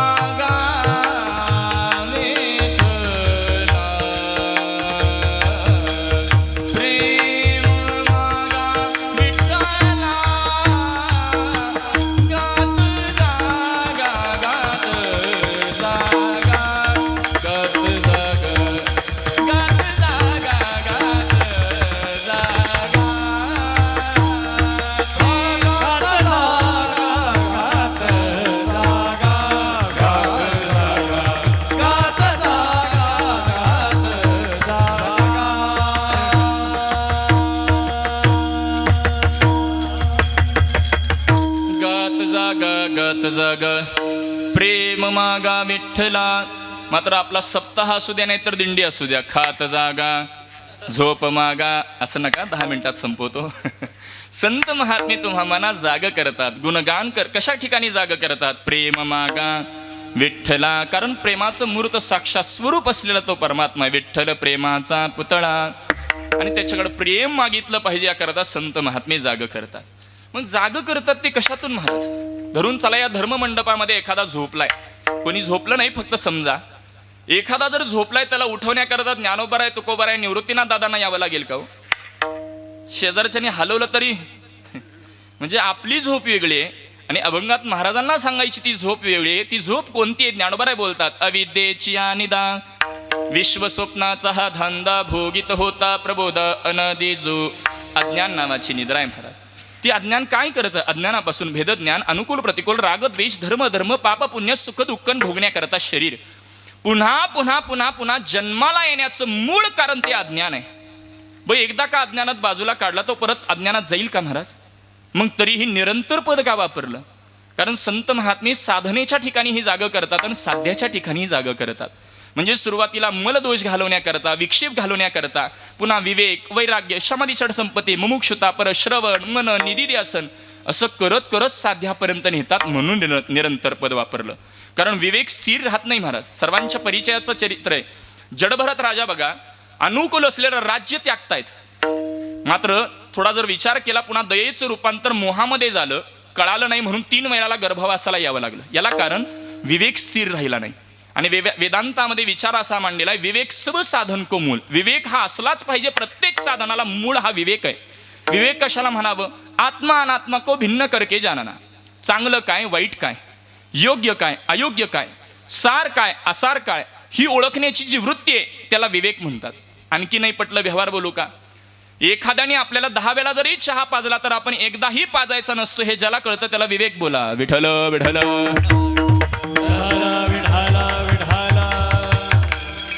समजणाऱ्याला आता मला मुद्दा एवढाच पटवून द्यायचा आहे. हा विवेक आपल्याकडे असणं, तो स्थिर राहत नाही. म्हणून संत महात्मे याला पहिल्यांदा विवेकात जाग करतात. पुन्हा लगेचच वैराग्य, पुन्हा श्रम दम श्रद्धा समाधान उपरती तितिक्षा, परत श्रवण मनन असं करत करत साध्यापर्यंत नेतात. सातत्य ठेवतात. म्हणून निरंतर पद वापरलेलं आहे. नवे नवे जागृती, स्वप्न, सुषुप्ती तिन्ही अवस्थेमध्ये जाग करतात. 42 तत्वांचा व्यवहार म्हणजे जागृती. निर्देश करतो पंच ज्ञानेंद्रिय, पंच कर्मेंद्रिय. जरा मोजा बरं. पंच ज्ञानेंद्रिय, पंच कर्मेंद्रिय किती झाली? 10. अंतःकरण चतुष्टय, मन बुद्धी चित्त अहंकार किती झाले? 14. 14 इंद्रियांचे 14 विषय, 14 दुने आज 28. आणि 14 इंद्रियांचे 14 विषय, 14 त्रिक त्याचे देवता, 14 त्रिक 42 तत्वांचा व्यवहार म्हणजे जागृती. या व्यवहाराचे संस्कार म्हणजे स्वप्न. स्वप्न कसं पडतं? आपल्या शरीरामध्ये 72,000 प्रकारच्या नाड्या आहेत. शंका वाटेल त्यांनी मोजून पहा 5 मिनिटात आपल्याकडे. 72,000 प्रकारच्या नाड्या आहेत. त्यामध्ये एक नाडी हिंता नामक नाडी, तिचं स्थान सांगितलं कंठस्थान. आपल्या कंठामध्ये ती राहते. जागृतीतले व्यवहार त्यामध्ये राहतात, झोपल्यानंतर उद्भवतात, त्याला स्वप्न बोललं जातं. ती हिंता नामक नाडी किती लहान आहे याचं शास्त्रामध्ये वर्णन असे. आपल्या डोक्याचा एक केस त्याचा 1000वा भाग. एखादा म्हणेल माता भगिनींचे डोक्याचे केस मोठे असतात, 1000वा भाग होऊ शकेल. शास्त्राने सूक्ष्म विचार केला, तो केस आडवा नाही उभा धरायचा, आणि त्याचा 1000वा भाग म्हणजे ती हिंता नामक नाडी. जागृतीतले व्यवहार त्यामध्ये राहतात, झोपल्यानंतर उद्भवतात, त्याला स्वप्न बोललं जातं. संत महात्मे त्यातूनही बाजूला काढतात. सुषुप्ती म्हणजे सर्व इंद्रिय लयाला जाणं. असे संत महात्मे तुम्हा मानवर उपकार करतात. म्हणून काय दिल्यानंतर उतराई होईल? काय द्यावे यासी भावे उतराई, ठेवितः पायी जीव थोडा. माझ्याकडचे 5 प्राण दिले, प्राण अपान व्यान उदान समांतर 5 उपकार फिटतील. माझ्याकडे दुसरं देण्याकरता काही राहिलं नाही. जीव थोडा पडतो माहीत आहे, परंतु मला दुसरं देण्याकरता काही राहिलेलं नाही. मग ते उपकार संत महात्मे करतात कोणत्या पद्धतीने? सहज बोलणी, हित उपदेश करुणी सायास शिकवेती. संत महात्मे सहज बोलत बोलत देखील तुम्हामांच्या हिताचंच बोलतात. थोडी धावत व्याख्या करायची झाली, संत महात्मे सहज जरी बोलले तरी तुम्हामांच्या हिताचंच बोलतात. आणि तुम्ही आम्ही जीव सहज जरी बोललो तरी शिवीच बाहेर पडते म्हणूनच जीव म्हणतात. मात्र संतांचा विचार सहज बोलणे, सहज बोलत बोलत साध्यापर्यंत नेतात. एखादा तरीही नाही आला तर करोनी सायास शिकविते. सायास म्हणजे कष्ट घेतात. अधिकार नसेल तर अधिकार संपन्न बनवतात. याकरता दृष्टांत देतो. पूर्वी कबूतर पाळण्याची एक पद्धत होती महाराज, आता फार लोप पावली. कबूतर पाळणारा गृहस्थ बघा, कबुतरांना विहार करण्याचं स्वातंत्र्य देतो. सगळी कबूतर इकडे इकडे विहार करू लागतायत. त्यातले एक कबूतर बराच वेळ एका वायरवर बसलेला तो पाहतो आणि म्हणून रस्त्यावर पडलेला एक दगड उचलून त्याला तो मारणार एवढ्यात रस्त्याने जाणारा तिसरा गृहस्थ हे दृश्य पाहतो आणि त्याला बोलू लागतो, अरे तू त्याला स्वातंत्र्य दिलंय, तो बसलाय, बसू दे, कशा करता उठवतो. त्यावेळेला कबूतर पाळणारा बोलू लागतो, निसर्गाचा नियम असा आहे, हे जर पक्षी त्यांच्या मूळ घरापासून बराच वेळ लांब राहिले तर त्यांना त्यांच्या मूळ घराचा विसर पडत असतो. ती कबूतर दुसरं कोण नाही, आपणच आहे. अनेक जन्म झाली केवळ प्रपंच करत बसलेले तुम्ही आम्ही मंडळी. म्हणून संत महात्मे तुम्हाला कष्ट घेऊन शिकवतात. कल्पना अविद्या तेने झाला जीव. तुम्हाला जीव असलेली कल्पना झालेली आहे. मूळचं जे स्वरूप ते सच्चिदानंद आहे आणि हे तुम्हाला कष्ट घेऊन शिकवतात. एवढे कष्ट का घेतात त्यांचा संबंध तुकोबाराय बोलतात. तुका म्हणे वत्स, तुका म्हणे वत्स देनो एक चित्ती. तुका म्हणे वत्स देनो एक चित्ती. तुका म्हणे वत्स देनो एक चित्ती. तुका म्हणे वत्स देनो एक चित्ती. तुका म्हणे वत्स देनो एक चित्ती. तुका म्हणे वत्स देनो एक चित्ती. तुका म्हणे वत्स धेनु एक चित्ती. तुका म्हणे वत्स धेनु एक चित्ती. तैसे मजयेती सांभाळीत.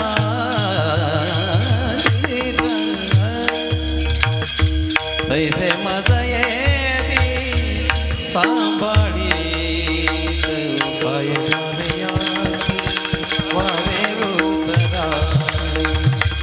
काय जावयासी वावे उतराई. तैसे मजयेती सांभाळीत. तैसे मजयेती सांभाळीत. काय जावयासी उतराई. काय जावयासी वावे उतराई. हे विधान पायी जीव थोडा. जीव थोडा.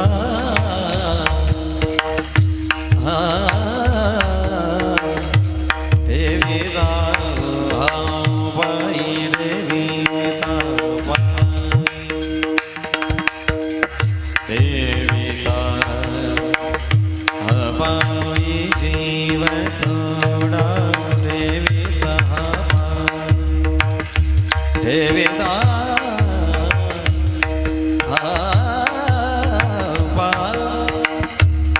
हे विधान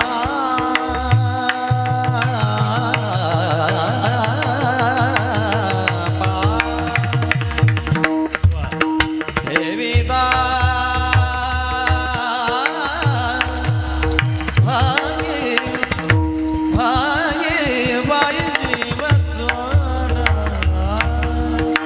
हे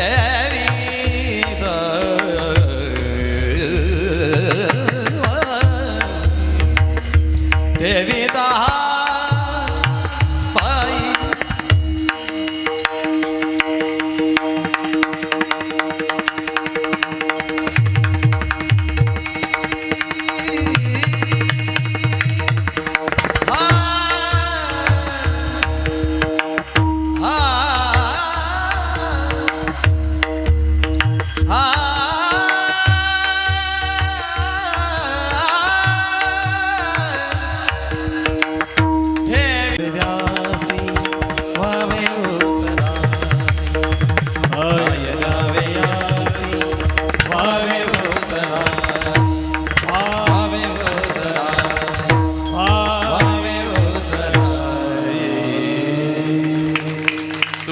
म्हणे वत्स धेनू एक चित्ती. ज्या पद्धतीने एखाद्या वत्साचा सांभाळ धेनू एखाद्या वासराचा सांभाळ गाय करते तद्वत तुम्हा जीवांचा साधकाचा सांभाळ संत महात्मे करतात. म्हणून तुकोबाराय बोलतात, काय द्यावे यासी. यासीन त्यासीमध्ये पुन्हा परोक्षापरोक्षाचा विचार आहे. काय दिल्यानंतर उत्तराई होईल. ठेविता हा पायी जीव थोडा. तुकोबाराय कृतज्ञ भाव व्यक्त करतात. याला कारण, जर भगवान परमात्मा आपल्या भक्ताबद्दल जर या अवतारामध्ये तुझ्याबद्दल कृतज्ञ राहू शकत नाही, परंतु माझा तुला शब्द आहे, मी निश्चित माझ्या पुढच्या अवतारामध्ये तुझ्याबद्दल कृतज्ञ राहीन. म्हणून प्रभू रामचंद्रांचा पुढचा अवतार भगवान श्रीकृष्ण अवतारामध्ये त्या मोराबद्दल भक्ताबद्दल कृतज्ञ राहण्याच्या उद्देशाने श्रीकृष्ण परमात्म्याने मोराचा पंख आपल्या मस्तकावरती विराजमान करून भक्ताबद्दल कृतज्ञ भाव व्यक्त केला. अहो, जर भगवान परमात्मा भक्ताबद्दल कृतज्ञ वृत्ती धारण करतात, तर तुम्ही आम्ही जीवानी त्या भगवंताबद्दल, तुम्ही आम्ही जीवानी साधू संतांबद्दल, देशाबद्दल, धर्माबद्दल कृतज्ञ एकच वृत्ती बाळगली पाहिजे. भगवंताबद्दल कृतज्ञ राहणं म्हणजे या देहावरती जिवंतपणे तुळशी पत्र ठेवणं, तुळशीची माळ परिधान करणं, पंढरीची वारी स्वीकारणं म्हणजे भगवंताबद्दल कृतज्ञ राहणं. मग महाराज ज्ञानोबाराय तुकोबाराय निवृत्तीनाथ दादा आम्हाला भेटत नाहीत, काय करावं. ज्ञानोबारायांची ज्ञानेश्वरी नित्य वाचनात ठेवणं म्हणजे ज्ञानोबारायांबद्दल कृतज्ञ राहणं. तुकोबारायांचा गाथा, नाथांचं भागवत, निवृत्तीनाथांचं जे काही वाङ्मय आहे ते नित्य वाचनामध्ये ठेवणं म्हणजे त्यांच्याबद्दल आपण कृतज्ञ राहणं आहे. आणि ही कृतज्ञता प्रत्येकाने जोपासलीच पाहिजे, हे अभंगाचं सार आहे. झालेली सेवा तुम्हा सर्व श्रोतृवंदांच्या चरणी, ज्ञानोबाराय तुकोबारायांच्या चरणी, मी ज्या फड परंपरेमध्ये साधू कुळामध्ये जन्मलो श्री गुरु आंबेकर उर्फ आजरेकर फड परंपरेच्या चरणी सेवा सुपूर्त करतो. चालत असलेला हा नाम महोत्सव समस्त ग्रामस्थ, खडक ओझर, भजनी मंडळ, भाविक मंडळी, सर्व गावातील युवक तरुण मंडळी या सर्वांच्या यथोचित अशा सहकार्याने संपन्न होत असलेला हा भव्य दिव्य नाम महोत्सव आणि या नाम महोत्सवातील चतुर्थ दिनी कीर्तन रूपी सेवा सर्वच भजनी मंडळ, भाविक मंडळी, सर्वच ज्यांनी संपर्क केला, आदरणीय हरिभक्तीपरायण अशोक सर असतील, त्यांच्या समवेत काम करणारी सर्वच ज्ञाताज्ञात महाराज मंडळी, अधिकारी वर्ग, सर्वांच्याच प्रेमातून स्नेहातून येथे येण्याचा योग म्हणून आपल्या सेवेचं सद्भाग्य लाभलं. आपल्या सर्वांच्या चरणी नतमस्तक होतो. तसं तर पंढरपूरहून इथपर्यंत एवढ्या लांब प्रवासाकरता मी गेली 3 वर्ष झालं गुरुजी यांना नाही म्हणत होतो, कारण लांबच्या प्रवासाकरता फार कठीण वाटतं मला. पहिल्या वर्षी सेवा मी थोडीशी लांबवली होती. गेल्या वर्षी मला सेवा दिली, परंतु माझाच विवाह असल्या कारणानं पुन्हा ती मी कॅन्सल करून टाकली. आणि परत यावर्षी मला त्यांनी अगोदरच परत 1 वर्षापूर्वीच संपर्क केला, महाराज यावर्षी सेवा करावी लागेल. 2 वेळा आपण नाही म्हटलोय, म्हटल्यानंतर आपण जाऊन पाहावं, सेवा करावी. आणि निवृत्तीनाथांचा परिसर आहे, याकरता निवृत्तीनाथांची त्या माध्यमातून सेवा करावी या हेतून इथंपर्यंत पोहोचलो. आणि म्हणून जशी काही सेवा निवृत्तीनाथांनी करून घेतली, करण्याचा प्रयत्न केला. सेवेकरता आवर्जून उपस्थिती आमचे आदरणीय हरिभक्तीपरायण नारायण महाराज खिलारी गुरुजी असतील, आदरणीय प्रकाश कातकडे गुरुजी असतील, आदरणीय आमचे विकासदादा बेलुकर असतील, ही सर्वच वारकरी संप्रदायातील फार महनीय आणि उच्च कोटीची मंडळी आहेत महाराज. तुम्हा आम्हाला ते सहज उपलब्ध झाली आहेत.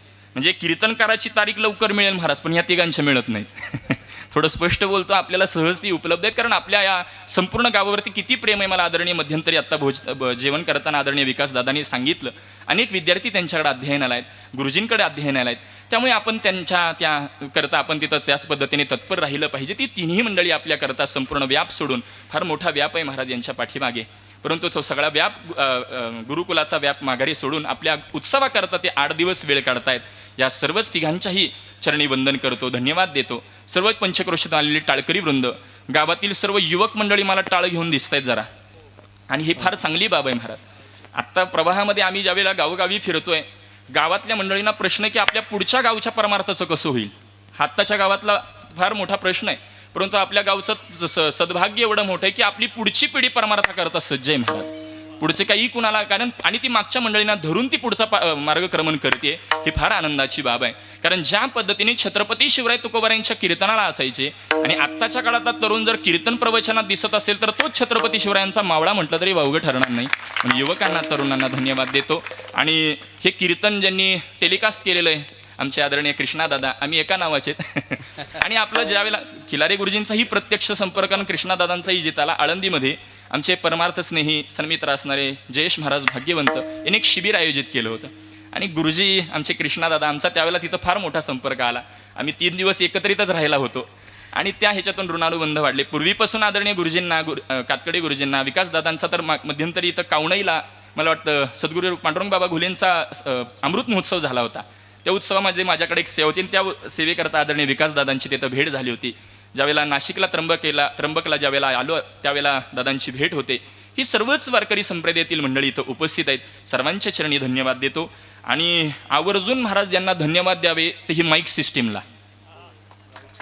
मी स्पष्ट बोलू का दादा, तुमच्या माईक सिस्टीममुळे कीर्तनकाराचं 5 वर्ष आयुष्य वाढेल, कमी नाही. कारण आत्ता प्रवाह असा आहे महाराज, आम्हाला सेटिंग करणे, आम्ही सांगत नाही, 1-2दा सांगून पाहतो, माझी एक मी सवय ठेवलेली आहे.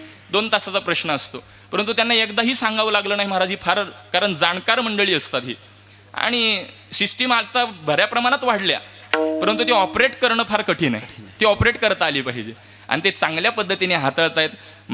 मी फार पूर्वीपासून नाव ऐकतोय काळूबाळू माईक सिस्टीम, परंतु आज प्रत्यक्ष योग आला की ही सिस्टीम कशी आहे याचा आनंद घेता आला. फार आनंदाने, म्हणजे एवढं गायलो याला कारण ही सिस्टीम देखील आहे महाराज. कारण जसं आम्हाला फीडबॅक येईल तसं आम्ही गाण्याकरता प्रवृत्त होतो महाराज. जे काही संप्रदाय घराण्यामध्ये चालत आलेली चाली आहेत त्याच गोडव्या नीतीने आपल्याशी पोहोचवण्याचं कार्य आदरणीय या दादांनी केलं, म्हणून त्यांनाही धन्यवाद देतो. सर्वच ज्ञाताज्ञात महाराज मंडळी असतील, आदरणीय समाधान महाराज देखील इथं उपस्थित आहेत. ज्ञाताज्ञात कुणी, त्यांनाही धन्यवाद देतो. ज्ञाताज्ञात कुणी आणखी अधिकारी वर्ग असतील, गावातील ज्येष्ठ मंडळी, सर्वांच्या चरणी वारंवार वंदन करतो. आपल्या सर्वांच्या चरणी एक प्रार्थना, एक विनंती आणि एक आमंत्रण करणार आहे अगदी 2 मिनिटांमध्ये. येणाऱ्या पंढरपुरामध्ये येणाऱ्या 17 मे ते 24 मे कालावधीमध्ये एक महोत्सव संपन्न होणार आहे. गुरुवारी छोटे कदम माऊली यांच्या मार्गदर्शनाने तो उत्सव होणार आहे. आपल्या इथं मला वाटतं भरवस फाट्याला तो उत्सव झाला, त्याच पद्धतीचा उत्सव पंढरपुरामध्ये येणाऱ्या अधिक महिन्याच्या प्रारंभीच तो सुरुवात होणार आहे. तसं पाहायला गेलं अधिक महिन्याचा प्रारंभच त्या उत्सवाने होणार आहे. मौली ज्ञानोबाराय, जगद्गुरु तुकोबराय, सावता महाराज आदी संतांचे जन्मोत्सव, समाधी उत्सव त्यामध्ये एकत्रित करून तो उत्सव प्रारंभित केलेला आहे. ज्ञानोबाराय तुकोबरायांचे विचार, ज्ञानेश्वरी गाथा प्रत्येक घराघरापर्यंत पोहोचली पाहिजे याकरता तो आयोजित असलेला एकमेव हेतू ठेवून, डोळ्यासमोर ठेवून गुरुवारी माऊली तो उत्सव आयोजित करतायत. आणि आत्तापर्यंत असे 8-10 पद्धतीचे उत्सव या महाराष्ट्रामध्ये संपन्न झालेले आहेत. पहिल्या दिवशी 1 लाख मंडळी तिथं उपस्थित असणार आहेत. दुपारी 100 गावातून भाकरी, संध्याकाळी 100 गावातून भाकरी येणार. 2000 टाळकरी, 10 मृदंग वादक, सकाळ 17 आणि संध्याकाळ 17 कीर्तन सेवेकरता आयोजित आहेत. त्यामध्ये वारकरी संप्रदायातील महनीय मंडळींची कीर्तन सेवा त्यामध्ये आहे. भक्त श्रवणी नामदेवरा यांच्या गाथ्याचं पारायण आहे, नामदेवरा यांच्या जीवनचरित्र श्रवणाकरता मिळणार आहे. आणि असा भरगच्च संप्रदायाला धरून चालणारा हा कार्यक्रम आहे. 17 मेच्या आधीच्या दिवशीच म्हणजे 16 मेला आपण तिथं मुक्कामाला यायचं आहे. 16 मेला ग्रंथदिंडी निघणार आहे आणि त्या ग्रंथदिंडीकरता हेलिकॉप्टरने वर्ण पुष्पवृष्टी करण्यात येणार आहे. त्या ग्रंथदिंडीकरता तुकोबारांना वैकुंठाला जाऊन 375 वर्ष झाले, म्हणून 375 पताकाधारी, 375 चोपदार, 375 तुकाराम नावाच्या व्यक्ती, 375 टाळकरी, 375 विनेकरी, असा एक संप्रदायाला धरून आपल्या तो वारकरी संप्रदायाची दिंडी तिथं निघणार आहे. त्या दिंडीकरताही आणि संप्रदायाला सर्वच 7 दिवसाकरता ज्या पद्धतीने अधिकस्य अधिकम फलम, अधिक महिन्यामध्ये फक्त धोंडेच खायचे नसतात, अधिक महिन्यामध्ये जेवढं पुण्य करू ते 100 पटीने वाढतं. आणि साक्षात पंढरीनाथाच्या सहवासामध्ये तुम्हाला भक्तीचा आनंद सेवन करण्याकरता मिळणार आहे. पंढरपुरामध्ये नदीच्या काठावरती, चंद्रभागेच्या काठावरती 65 एकरवरती तो मंडप आहे महाराज. सर्वांनी त्या उत्सवाकरता आवर्जून उपस्थित राहावं आणि कार्यक्रमाची शोभा वाढवावी असं मी सर्वांना निमंत्रण करतो. साक्षात पंढरीनाथाचं आपल्याला आमंत्रण करतो. पुनश्च एकदा आपल्या सर्वांच्या चरणी नतमस्तक होतो. आणि एखादा जर अपशब्द गेला असेल तर तो माझ्या बुद्धीचा दोष समजावा. काही न बोलोनी अत उगाच चरणी ठेवितो माथा, तुका मनी पंढरीनाथा क्षमा करी अपराध ज्ञानोबा माऊली तुकाराम.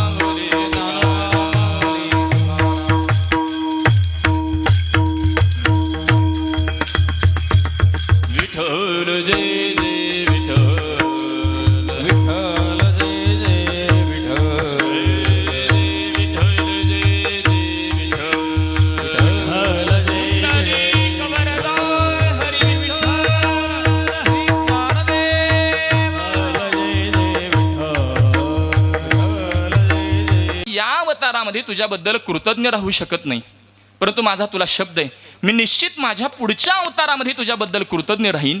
म्हणून प्रभू रामचंद्रांचा पुढचा अवतार भगवान श्रीकृष्ण अवतारामध्ये त्या मोराबद्दल, भक्ताबद्दल कृतज्ञ राहण्याच्या उद्देशाने श्रीकृष्ण परमात्म्याने मोराचा पंख आपल्या मस्तकावरती विराजमान करून भक्ताबद्दल कृतज्ञ भाव व्यक्त केला.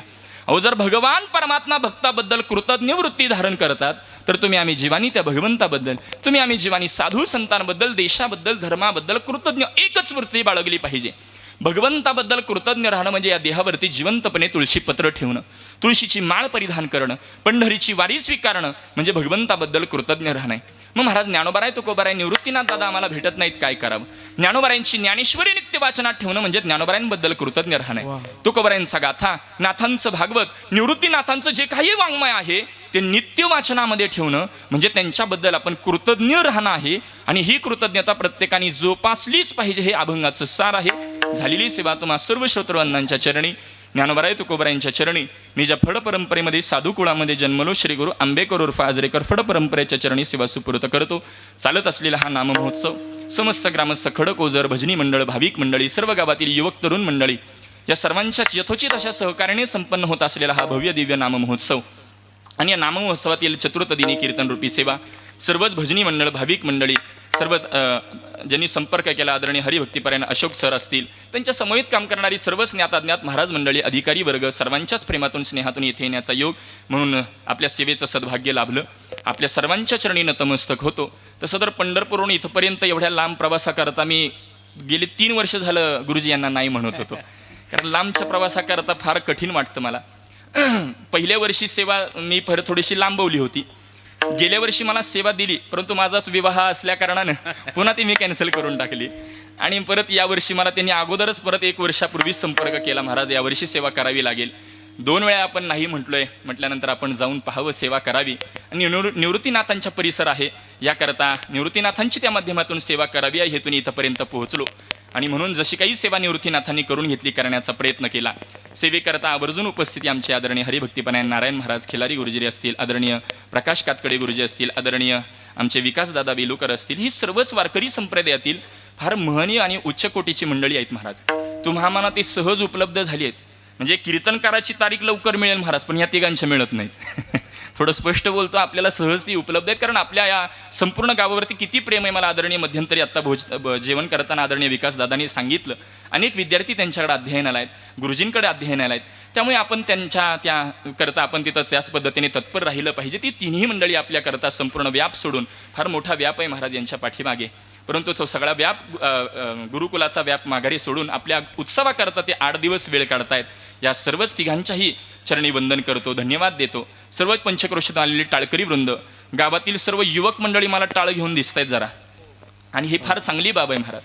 आत्ता प्रवाहामध्ये आम्ही ज्यावेळेला गावोगावी फिरतोय, गावातल्या मंडळींना प्रश्न की आपल्या पुढच्या गावच्या परमार्थाचं कसं होईल. आत्ताच्या गावातला फार मोठा प्रश्न आहे, परंतु आपल्या गावचं सद्भाग्य एवढं मोठं आहे की आपली पुढची पिढी परमार्थाकरता सज्ज आहे महाराज. पुढचे काही कुणाला, कारण आणि ती मागच्या मंडळींना धरून ती पुढचा मार्गक्रमण करते, ही फार आनंदाची बाब आहे. कारण ज्या पद्धतीने छत्रपती शिवराय तुकोबारायांच्या कीर्तनाला असायचे, आणि आत्ताच्या काळातला तरुण जर कीर्तन प्रवचनात दिसत असेल तर तोच छत्रपती शिवरायांचा मावळा म्हटलं तरी वावगं ठरणार नाही. पण युवकांना, तरुणांना धन्यवाद देतो. आणि हे कीर्तन ज्यांनी टेलिकास्ट केलेलं आहे आमचे आदरणीय कृष्णादादा, आम्ही एका नावाचे आणि आपलं ज्यावेळेला खिलारे गुरुजींचाही प्रत्यक्ष संपर्क आणि कृष्णादादांचाही जिताला आळंदीमध्ये आमचे परमार्थ स्नेही सन्मित्र असणारे जयेश महाराज भाग्यवंत यांनी एक शिबिर आयोजित केलं होतं. आणि गुरुजी आमचे कृष्णादादा, आमचा त्यावेळेला तिथं फार मोठा संपर्क आला. आम्ही 3 दिवस एकत्रितच राहिला होतो आणि त्या ह्याच्यातून ऋणानुबंध वाढले. पूर्वीपासून आदरणीय गुरुजींना, कातकडे गुरुजींना, विकासदादांचा तर मध्यंतरी इथं कावणईला मला वाटतं सद्गुरू पांडुरंग बाबा घुलेंचा अमृत महोत्सव झाला होता. त्या उत्सवामध्ये माझ्याकडे एक सेवा होती, त्या सेवेकरता आदरणीय विकासदादांची तिथं भेट झाली होती. ज्यावेळेला नाशिकला त्र्यंबकला ज्यावेळेला आलो, त्यावेळेला दादांची भेट होते. ही सर्वच वारकरी संप्रदायातील मंडळी इथं उपस्थित आहेत. सर्वांच्या चरणी धन्यवाद देतो. आणि आवर्जून महाराज यांना धन्यवाद द्यावे ते ही माईक सिस्टीमला. मी स्पष्ट बोलू का दादा, तुमच्या माईक सिस्टीममुळे कीर्तनकाराचं 5 वर्ष आयुष्य वाढेल, कमी नाही. कारण आत्ता प्रवाह असा आहे महाराज, आम्हाला सेटिंग करणे, आम्ही सांगत नाही, 1-2दा सांगून पाहतो, माझी एक मी सवय ठेवलेली आहे. 2 तासाचा प्रश्न असतो, परंतु त्यांना एकदाही सांगावं लागलं नाही महाराज. ही फार, कारण जाणकार मंडळी असतात ही, आणि सिस्टीम आता बऱ्या प्रमाणात वाढल्या. परंतु ती ऑपरेट करणं फार कठीण आहे. ती ऑपरेट करता आली पाहिजे आणि ते चांगल्या पद्धतीने हाताळतायत. मी फार पूर्वीपासून नाव ऐकतोय काळूबाळू बाईक सिस्टीम परंतु आज प्रत्यक्ष योग आला की ही सिस्टीम कशी आहे याचा आनंद घेता आला. फार आनंदाने म्हणजे एवढं गायलो याला कारण ही सिस्टीम देखील आहे महाराज. कारण जसा आम्हाला फीडबॅक येईल तसं आम्ही गाण्याकरता प्रवृत्त होतो महाराज. जे काही संप्रदायिक घराण्यामध्ये चालत आलेली चाली आहेत त्याच गोडव्या नीतीने आपल्याशी पोहोचवण्याचं कार्य आदरणीय या दादांनी केलं म्हणून त्यांनाही धन्यवाद देतो. सर्वच ज्ञाताज्ञात महाराज मंडळी असतील, आदरणीय समाधान महाराज देखील इथं उपस्थित आहेत. ज्ञाताज्ञात कोणी त्यांनाही धन्यवाद देतो. ज्ञाताज्ञात कोणी आणखी अधिकारी वर्ग असतील, गावातील ज्येष्ठ मंडळी, सर्वांच्या चरणी वारंवार वंदन करतो. आपल्या सर्वांच्या चरणी एक प्रार्थना, एक विनंती आणि एक आमंत्रण करणार आहे अगदी 2 मिनिटांमध्ये. येणाऱ्या पंढरपुरामध्ये येणाऱ्या 17 मे ते 24 मे कालावधीमध्ये एक महोत्सव संपन्न होणार आहे. गुरुवारी छोटे कदम माऊली यांच्या मार्गदर्शनाने तो उत्सव होणार आहे. आपल्या इथं मला वाटतं भरवस फाट्याला तो उत्सव झाला. त्याच पद्धतीचा उत्सव पंढरपुरामध्ये येणाऱ्या अधिक महिन्याच्या प्रारंभीच तो सुरुवात होणार आहे.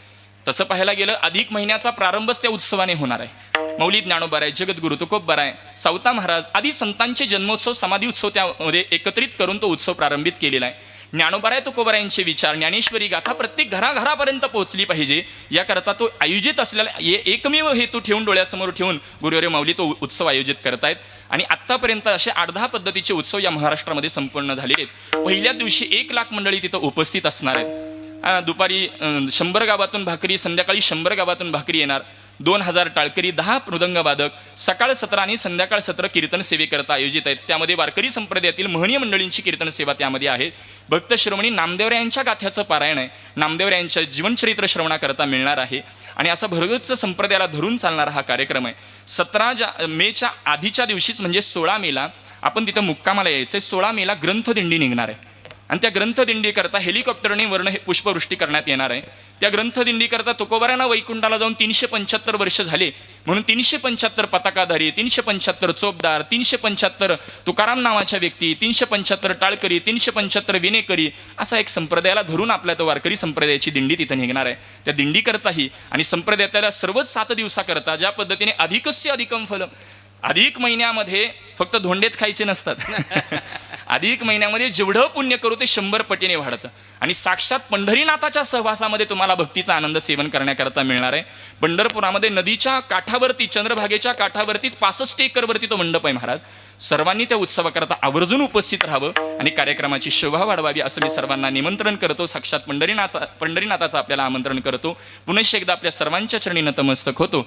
आणि एखादा जर अपशब्द गेला असेल तर तो माझ्या बुद्धीचा दोष समजावा.